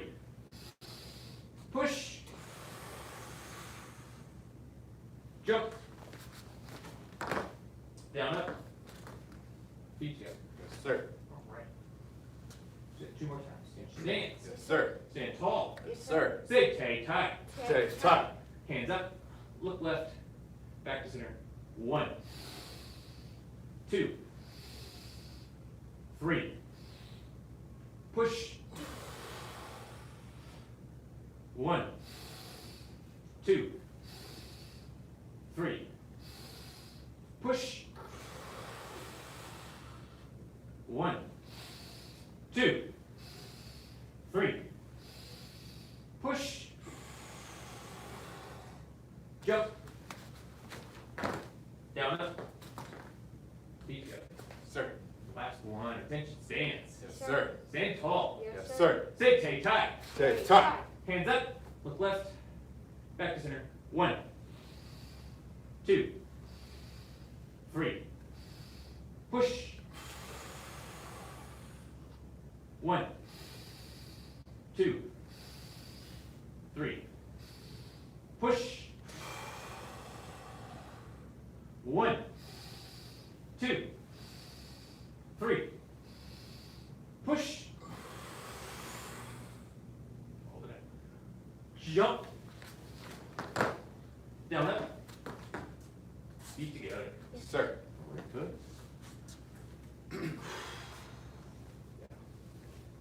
Feel that lung capacity? Yes, sir. It's, this is one of those ones where when I first started doing this, it hurt a lot. it was difficult to do. But the longer you do it, the more you kind of hold that breath, the easier it's going to get. If you ever spent your summers at a swimming pool with friends, one of the things that a lot of kids do is you see how long you can hold your breath underwater. And so that's another form of just basically trying to teach yourself to either increase that lung capacity or kind of shut off that reflex that forces you want to breathe while you're underwater. And sometimes that urge just overcomes you. This is one of those ones where it's that same kind of thing where you're trying to increase that lung capacity. Yes, sir. All right, let us move on to our crane stances. Yes, sir. Give you the ones we've already done. Attention stance. Yes, sir. Stand tall. Yes, sir. High crane. High crane. Middle crane. Middle crane. Low crane. Low crane. Monkey hop. Monkey hop. Bow stance left. Bow stance left. Okay. Cross stance right.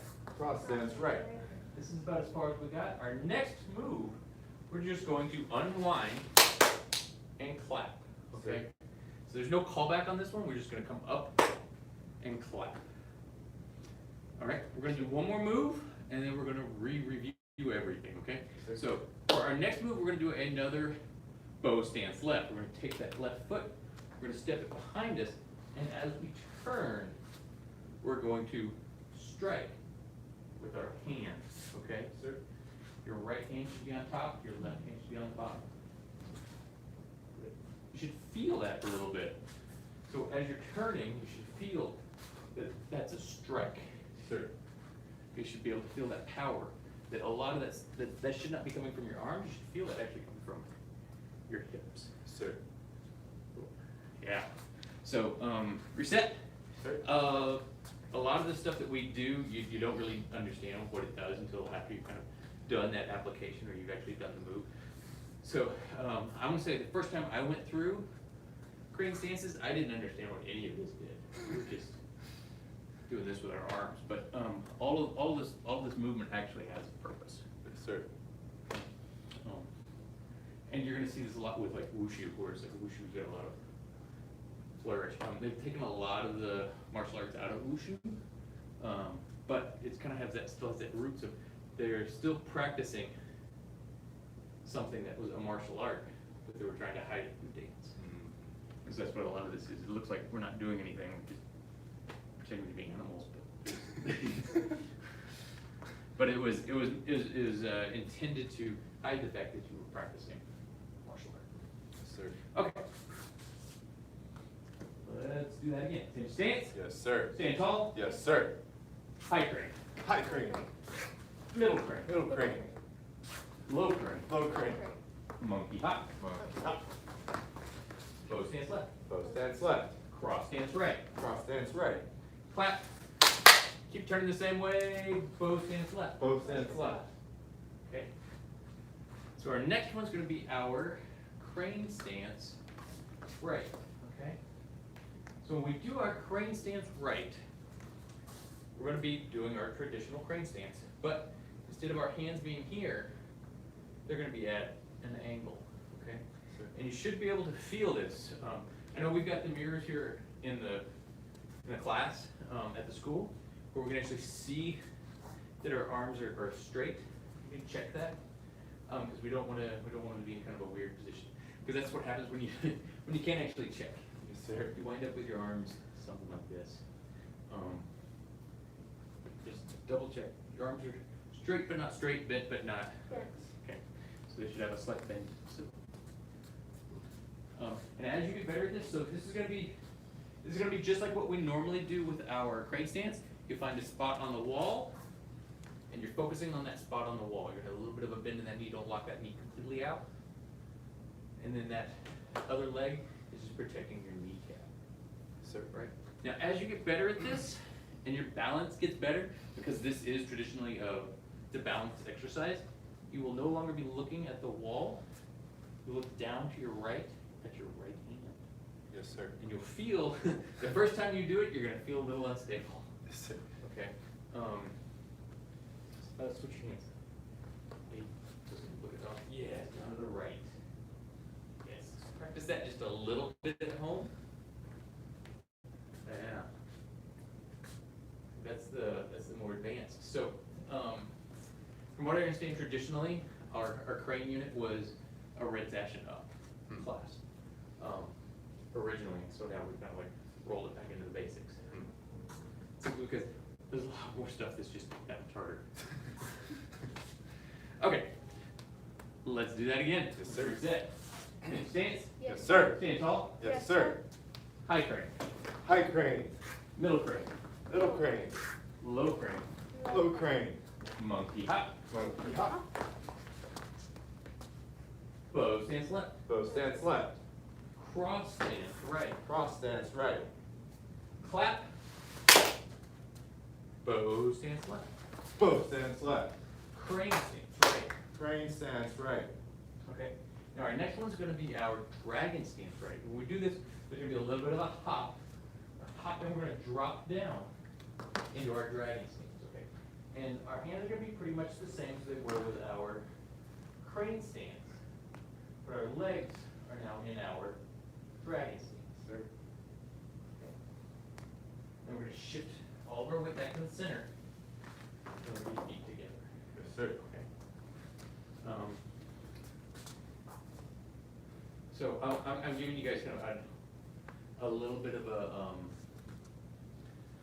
helper there on that one, because a lot of times or it's kind of a correction, or maybe it's a cleanup, simply because I see so many students that once they're here, they'll wind up doing this, which is awkward.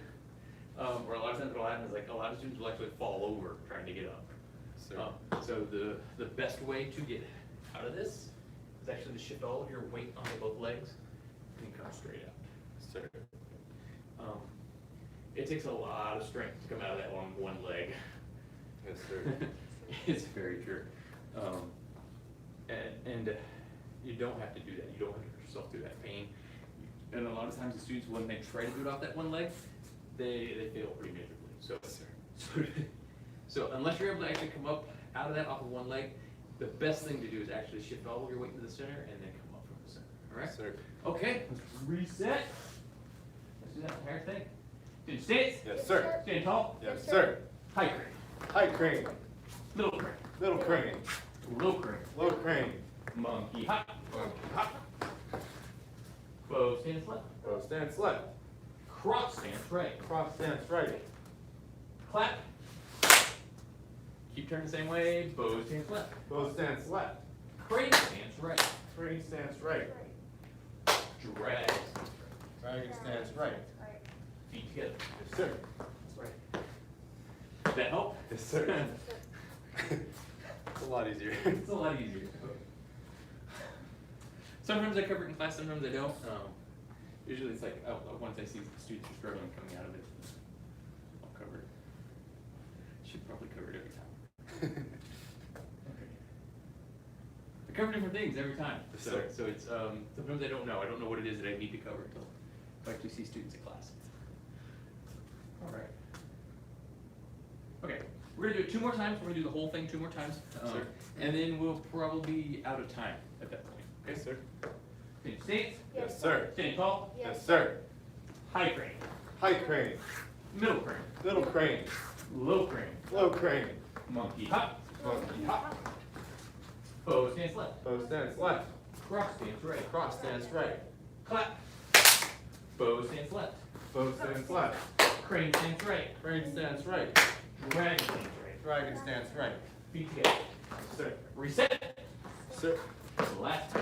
Pigeon stance. Yes, sir. Stand tall. Yes, sir. High crane. High crane, Middle crane. middle crane, Low crane. low crane, Monkey hop. monkey hop, Bow stance left. bow stance left, Cross stance right. cross stance right, Clap. Keep turning the same way. Bow stance left. bow stance left, Crane stance right. crane stance right, Dragon stance right. dragon stance right. Feet together. Sir. Yes. All right, slide up. Sir. Find your original square. Yeah, no, it's. I said you would fall over. It's students fall over. It's okay. It's It gets a lot harder when you go fast, it's a lot harder. like significantly. And it doesn't take that much. It's like 5% faster is a lot harder. Sir. All right. That's why there's usually like a pace I set it at in the beginning. And that's not the fastest we've gone with that. Yeah. Next time we'll go faster. Yes, sir. We'll go a lot faster on it. And then next time, we'll also go over our blocks. We'll probably get the first 2 blocks in, which will be our crane high block and our crane inside block. Yes. All right. Let's bow out. Sir. We follow the 5 hearts: Faith, respect, perseverance, patience, and humility. Bow to head instructor. Now to beginner level students and everybody at home. All right, basic training dismissed. Black sash training. Get a drink of water. Take a short break. Come back out. We are going to start on our crane section. Sir. I was trying to practice this a little bit on the weekend. I think I got at least the first part and the transition to the other side. Oh yeah, I think we.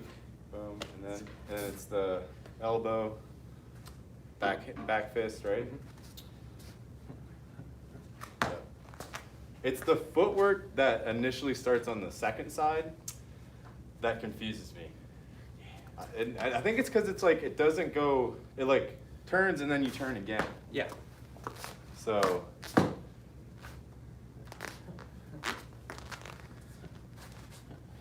Yeah, I got to right there. That's where okay. Yeah. Yes.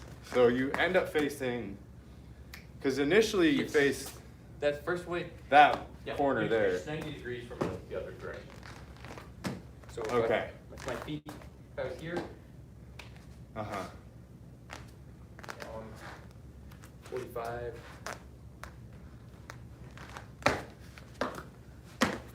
That's where, okay. Because I kept ended up facing this way. I'm like, that's not right. It's too Okay. far. I'll go over that today. Yes, sir. We'll do footwork today. That's good, because we're probably, we're only on like the 3rd day, and we're a third of the way through the routine. Well, that's good, because then we can polish it, you know? Yeah. I like that. Well, we have the repeats, so the repeat Right. makes that first 1/3 go by pretty quick. Right. Simply because we're just doing it on the other side. And then, we have our strikes or blocks. Yeah, there's a few things we can do. Okay. It's gonna be hard without applications. Yeah, those really do help you remember it. They do, Because I'm still doing the leopard ones, because like I remember all those applications. Applications help.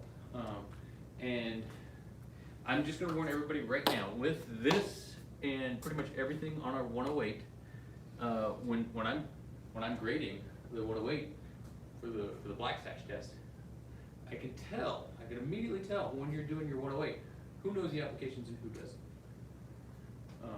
Because if you don't know the applications, you're just kind of going through the motions. You're not really doing anything, as opposed to seeing somebody that actually understands what the applications are.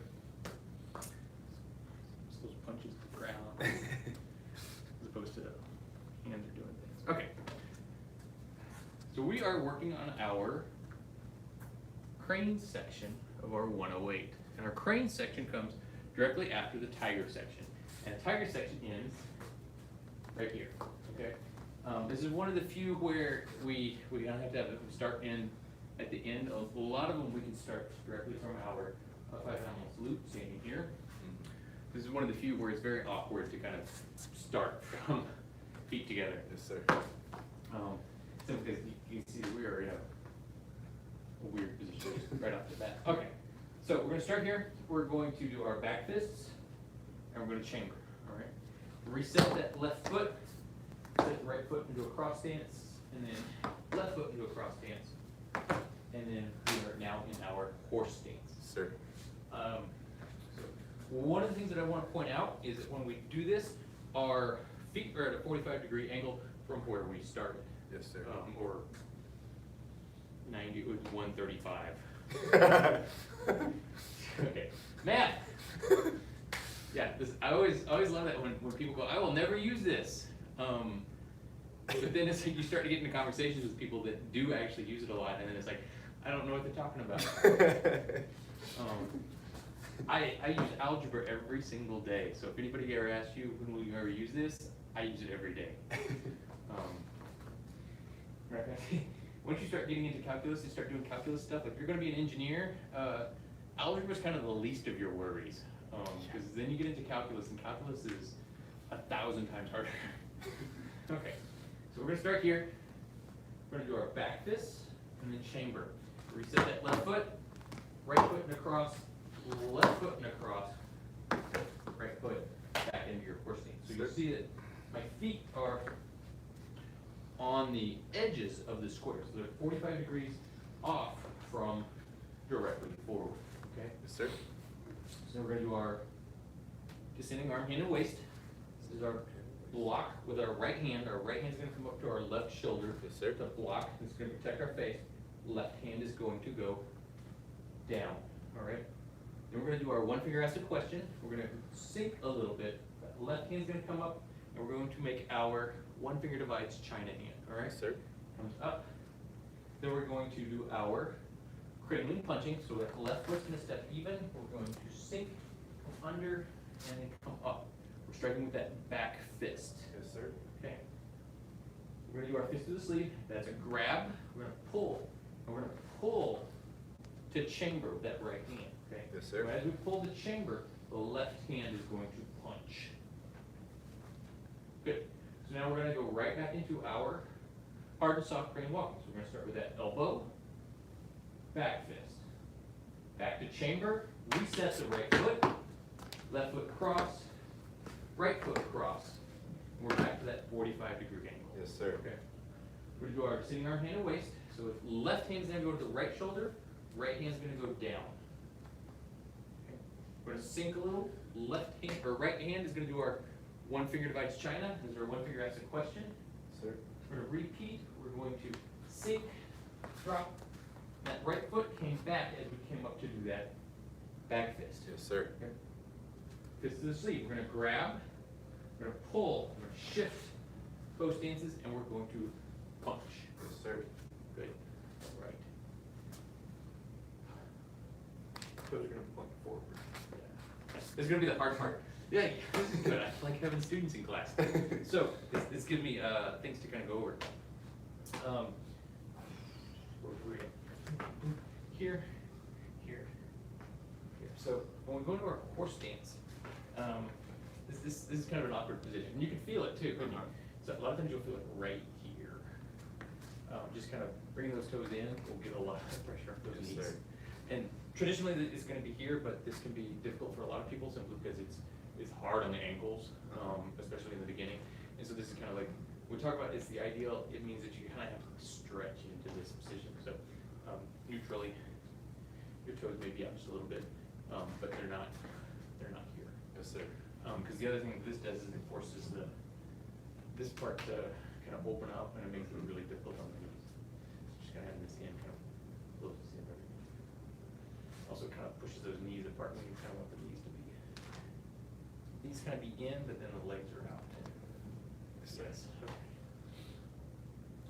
All right. If you're having pain anywhere, then we can kind of take a look at the stance or the position and fix it. It's kind of difficult for me to do that when you're at home. So just kind of having that corrected a little bit, making sure things are comfortable. You don't want any pain anywhere. No, especially in your knees. And one of the things we talk about is that's where we attack. We attack the knees a lot because your knees are very weak. They're very strong in one direction. Very strong in one direction. They are very weak in pretty much every other direction. Yes, sir. Okay, so let's reset. Let's start here.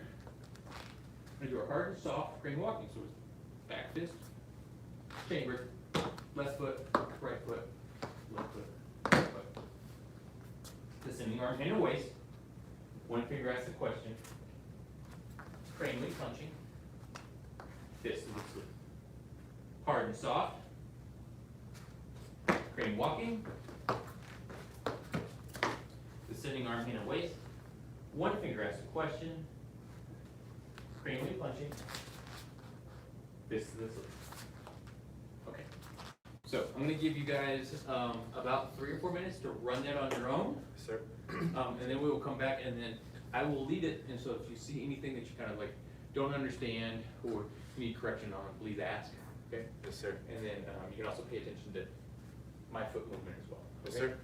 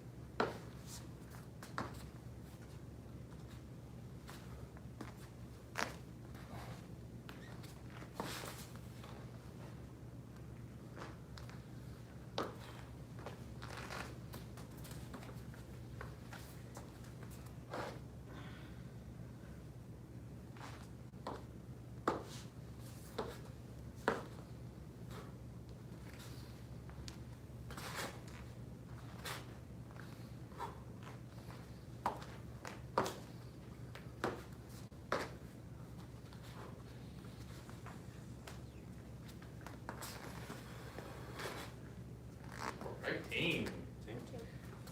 Whew. All right, you guys have any questions on? Think so? Okay. If there's anything you were missing, I'm gonna run it. You guys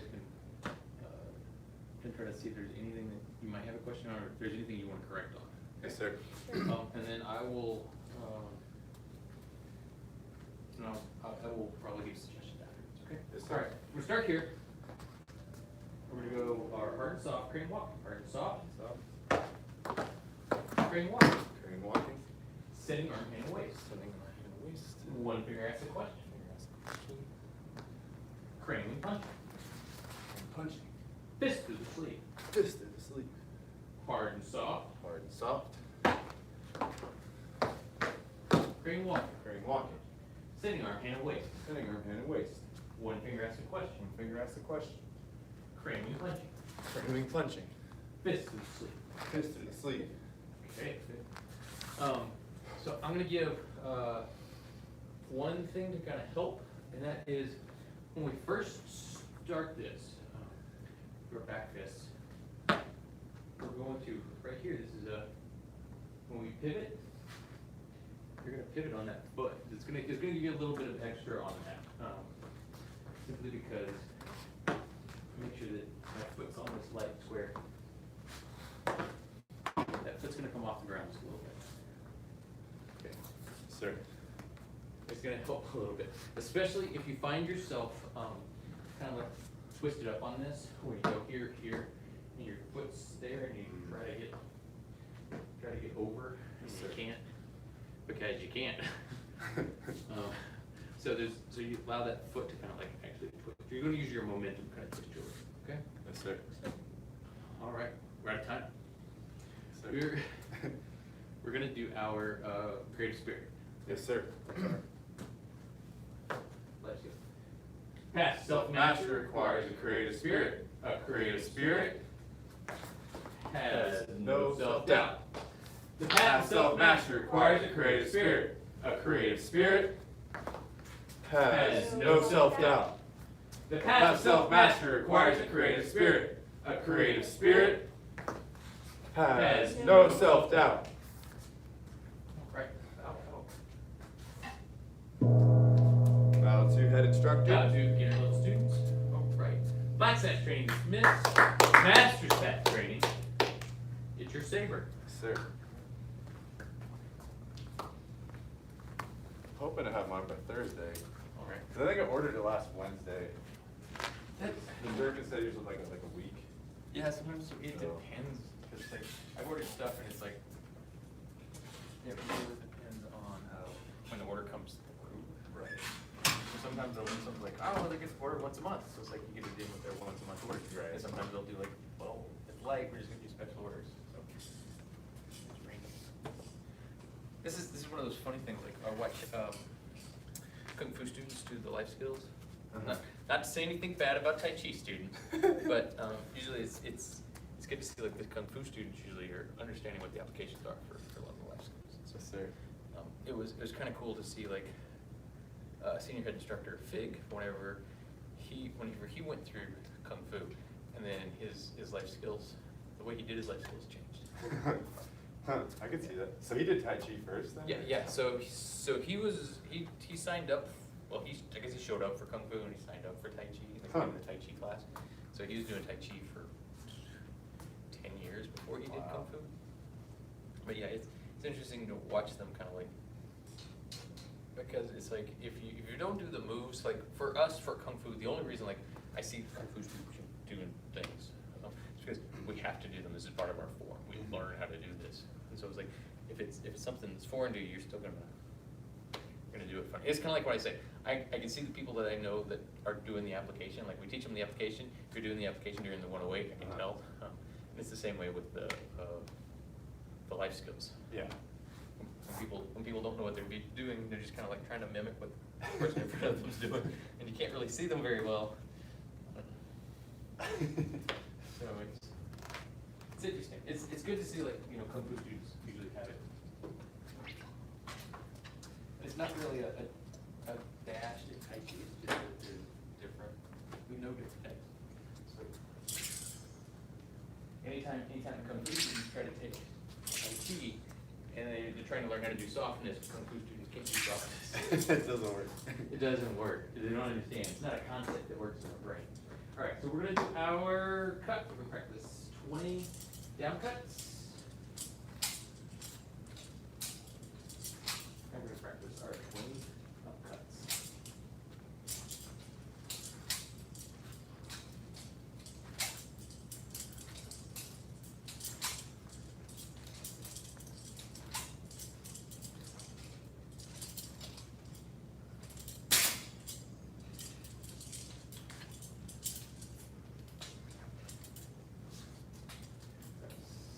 Southern Kung Fu. Oh, man. I used to take, the Wudong staff class here. And like some of the room would get big, like there's a lot of people taking Wudong staff. And, so I had to wind up being in the back. And every time you hit the ceiling, Grandmaster Gohring would say, practice your stances, practice your lower stances every time you hit the ceiling. Is that different from a regular staff? Yes, it's a different routine. Oh, okay. But it uses the same. Usually the same staff. Okay. But it's like one of those things where there's a lot of flourishes and stuff, and so it's very easy for you to kind of. Well, that's staff. I mean, it's easy to hit anything. It's easy to hit anything with the staff. Okay. Let's review. Sir, Okay. How far did we get? We get the first 5? I think we did the first 3. First 3. Five. Did we get 5? I think I did 5. I usually try to do 5. All right. Go to the pinch stance. Yes, sir. Sir. Stand tall. Yes, sir. 1, 2, 3, 4, 5. To reset, I'm gonna kind of go over the, that was just kind of see if you're still remembering, if you're a little rusty on what we had learned. That was the first time you guys had learned it, okay? Pinch the stance. Yes, sir. Stand tall. Yes, sir. Okay, so the first thing we're gonna do is step forward with that right foot. The pommel of your saber is gonna come to your chest, and you're gonna look right down that blade. Yes, sir. Like looking down your rifle sights of a gun. Yes, sir. And then we go 2, step forward, presenting right hand, all of your fingers should be together. Yes, sir. One to the left. We're gonna grab, we're gonna take that left hand, we're gonna have our sword fingers gonna point up to the tip of the blade. And we're going to block down. And then we're going to block up. Left hand should be in prayer position in front of your solar plexus. Good. There's 5 moves. Do that one more time, and then we're gonna add 2 more moves onto that. So Sir. stance. Yes, sir. Stand tall. Yes, sir. 1, 2, 3, 4, 5. Okay. So we're gonna come up on that left leg for 6, and we're blocking down with our right hand, blocking up with our left hand. Sir. Okay. Now for number 7, we're about to do a move. We're about to do a stance we don't normally do in class. It's going to be what we refer to as a bamboo stance. So feet are going to come together. We're going to bend our knees. We're going to bend at the waist. And we're going to push down. Okay. So it's going to be on the back of the blade. Do not let those fingers curl forward. Your fingers are curling back. We're pushing down. Sir. Good. Reset. Yes, sir. Pinch stance. Yes, sir. Stand tall. Yes, sir. 1, 2, 3, 4, 5, 6. Third move. 7. Good. And it's going to be to your side. Yes, sir. Good. More of that again. One more time. One more time. Good. Pinch stance. Yes, sir. Stand tall. Yes, sir. 1, 2, 3, 4, 5, 6, 7. Good. More of that again. More. More. All right. So next one, we're just going to turn to our left bow stand, and we're going to lock with that saber. Your cutting edge should be forward. Sir. Pushing out. All right, reset. Yes, sir. Stance. Yes, sir. Stand tall. Yes, sir. 1, 2, 3, 4, 5, 6, 7, 8. And then this should be right on your palm, not on the fingers. Yes. Sir. Okay. Now we're going to retreat back to our cat stance. Your saber should go towards the front of the room. For us in the classroom, it's going to go towards the front of the room. Right? We're going to get that cat stance, and we're going to do dynamic tensions, or 1 finger divides China. Okay, or press 10,000 pounds. Sir. Good. All right, reset. Pinch stance. Yes, sir. Stand tall. Yes, sir. 1, 2, 3, 4, 5, 6, 7, 8, 9. Hold back. And then 10. We're gonna press. Good. Reset. Yes, sir. Whew. That's the first 10. We've barely made it very far. Okay. Okay, attention stance. Sir. Stand tall. Yes, sir. 1, 2, 3, 4, 5, 6, 7, 8, 9. One back, and then 10. I want to correct this. This thing more this way. This way. There you go. I'm gonna keep that bent. So, yes.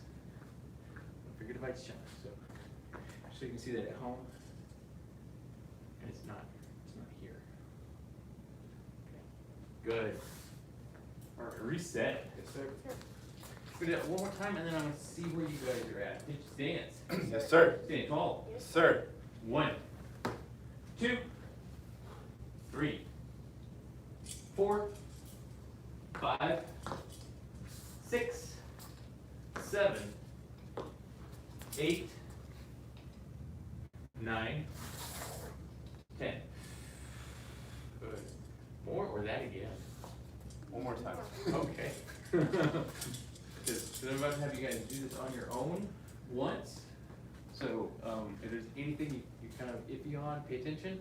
And then you guys are gonna get to run it once, and then I will lead it again so you guys can kind of see if there's anything you're missing. Sir. Okay. Pinch stance. Yes, sir. Stand tall. Yes, sir. 1, 2, 3, 4, 5, 6, 7, 8, 9, 10. Good. All right. Do it on your own for about 2 minutes. See how far you can get, how much you can remember. Sir. Don't worry if you forget something or you're having some problem with it, because I will go over it immediately afterwards. Yes, sir.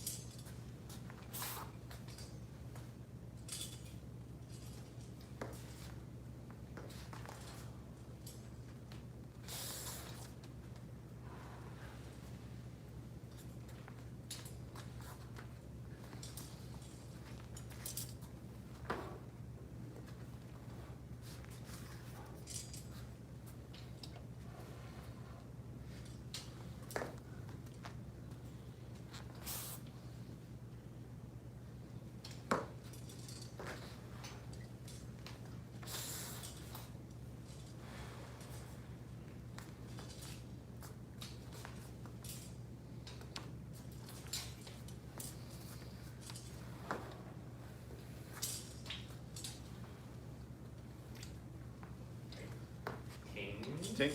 All right. Are there any questions? No, sir. Okay. Run it one more time. Yes, sir. Okay.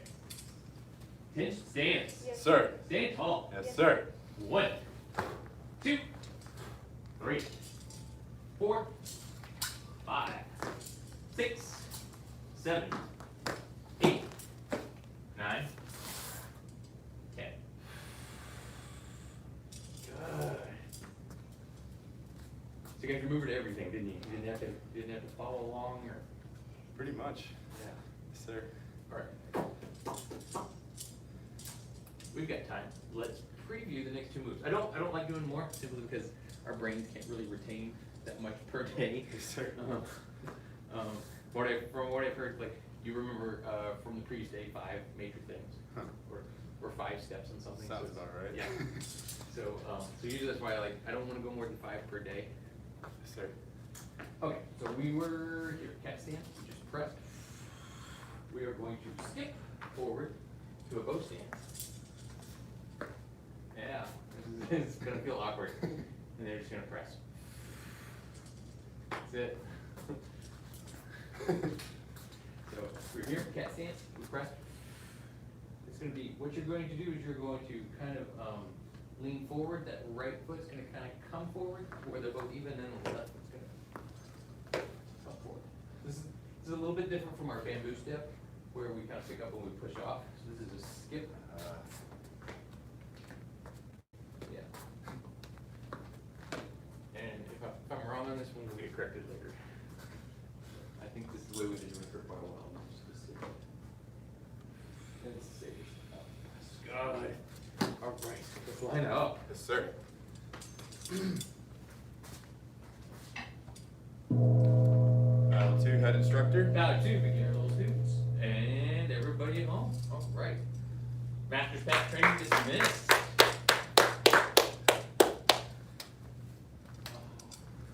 I always feel better like the third class in the rotation because Yes. I start to like remember things. Oh, yeah. The first 2, just like, I hate not knowing things, but at the same time I love it because I know I'm learning something.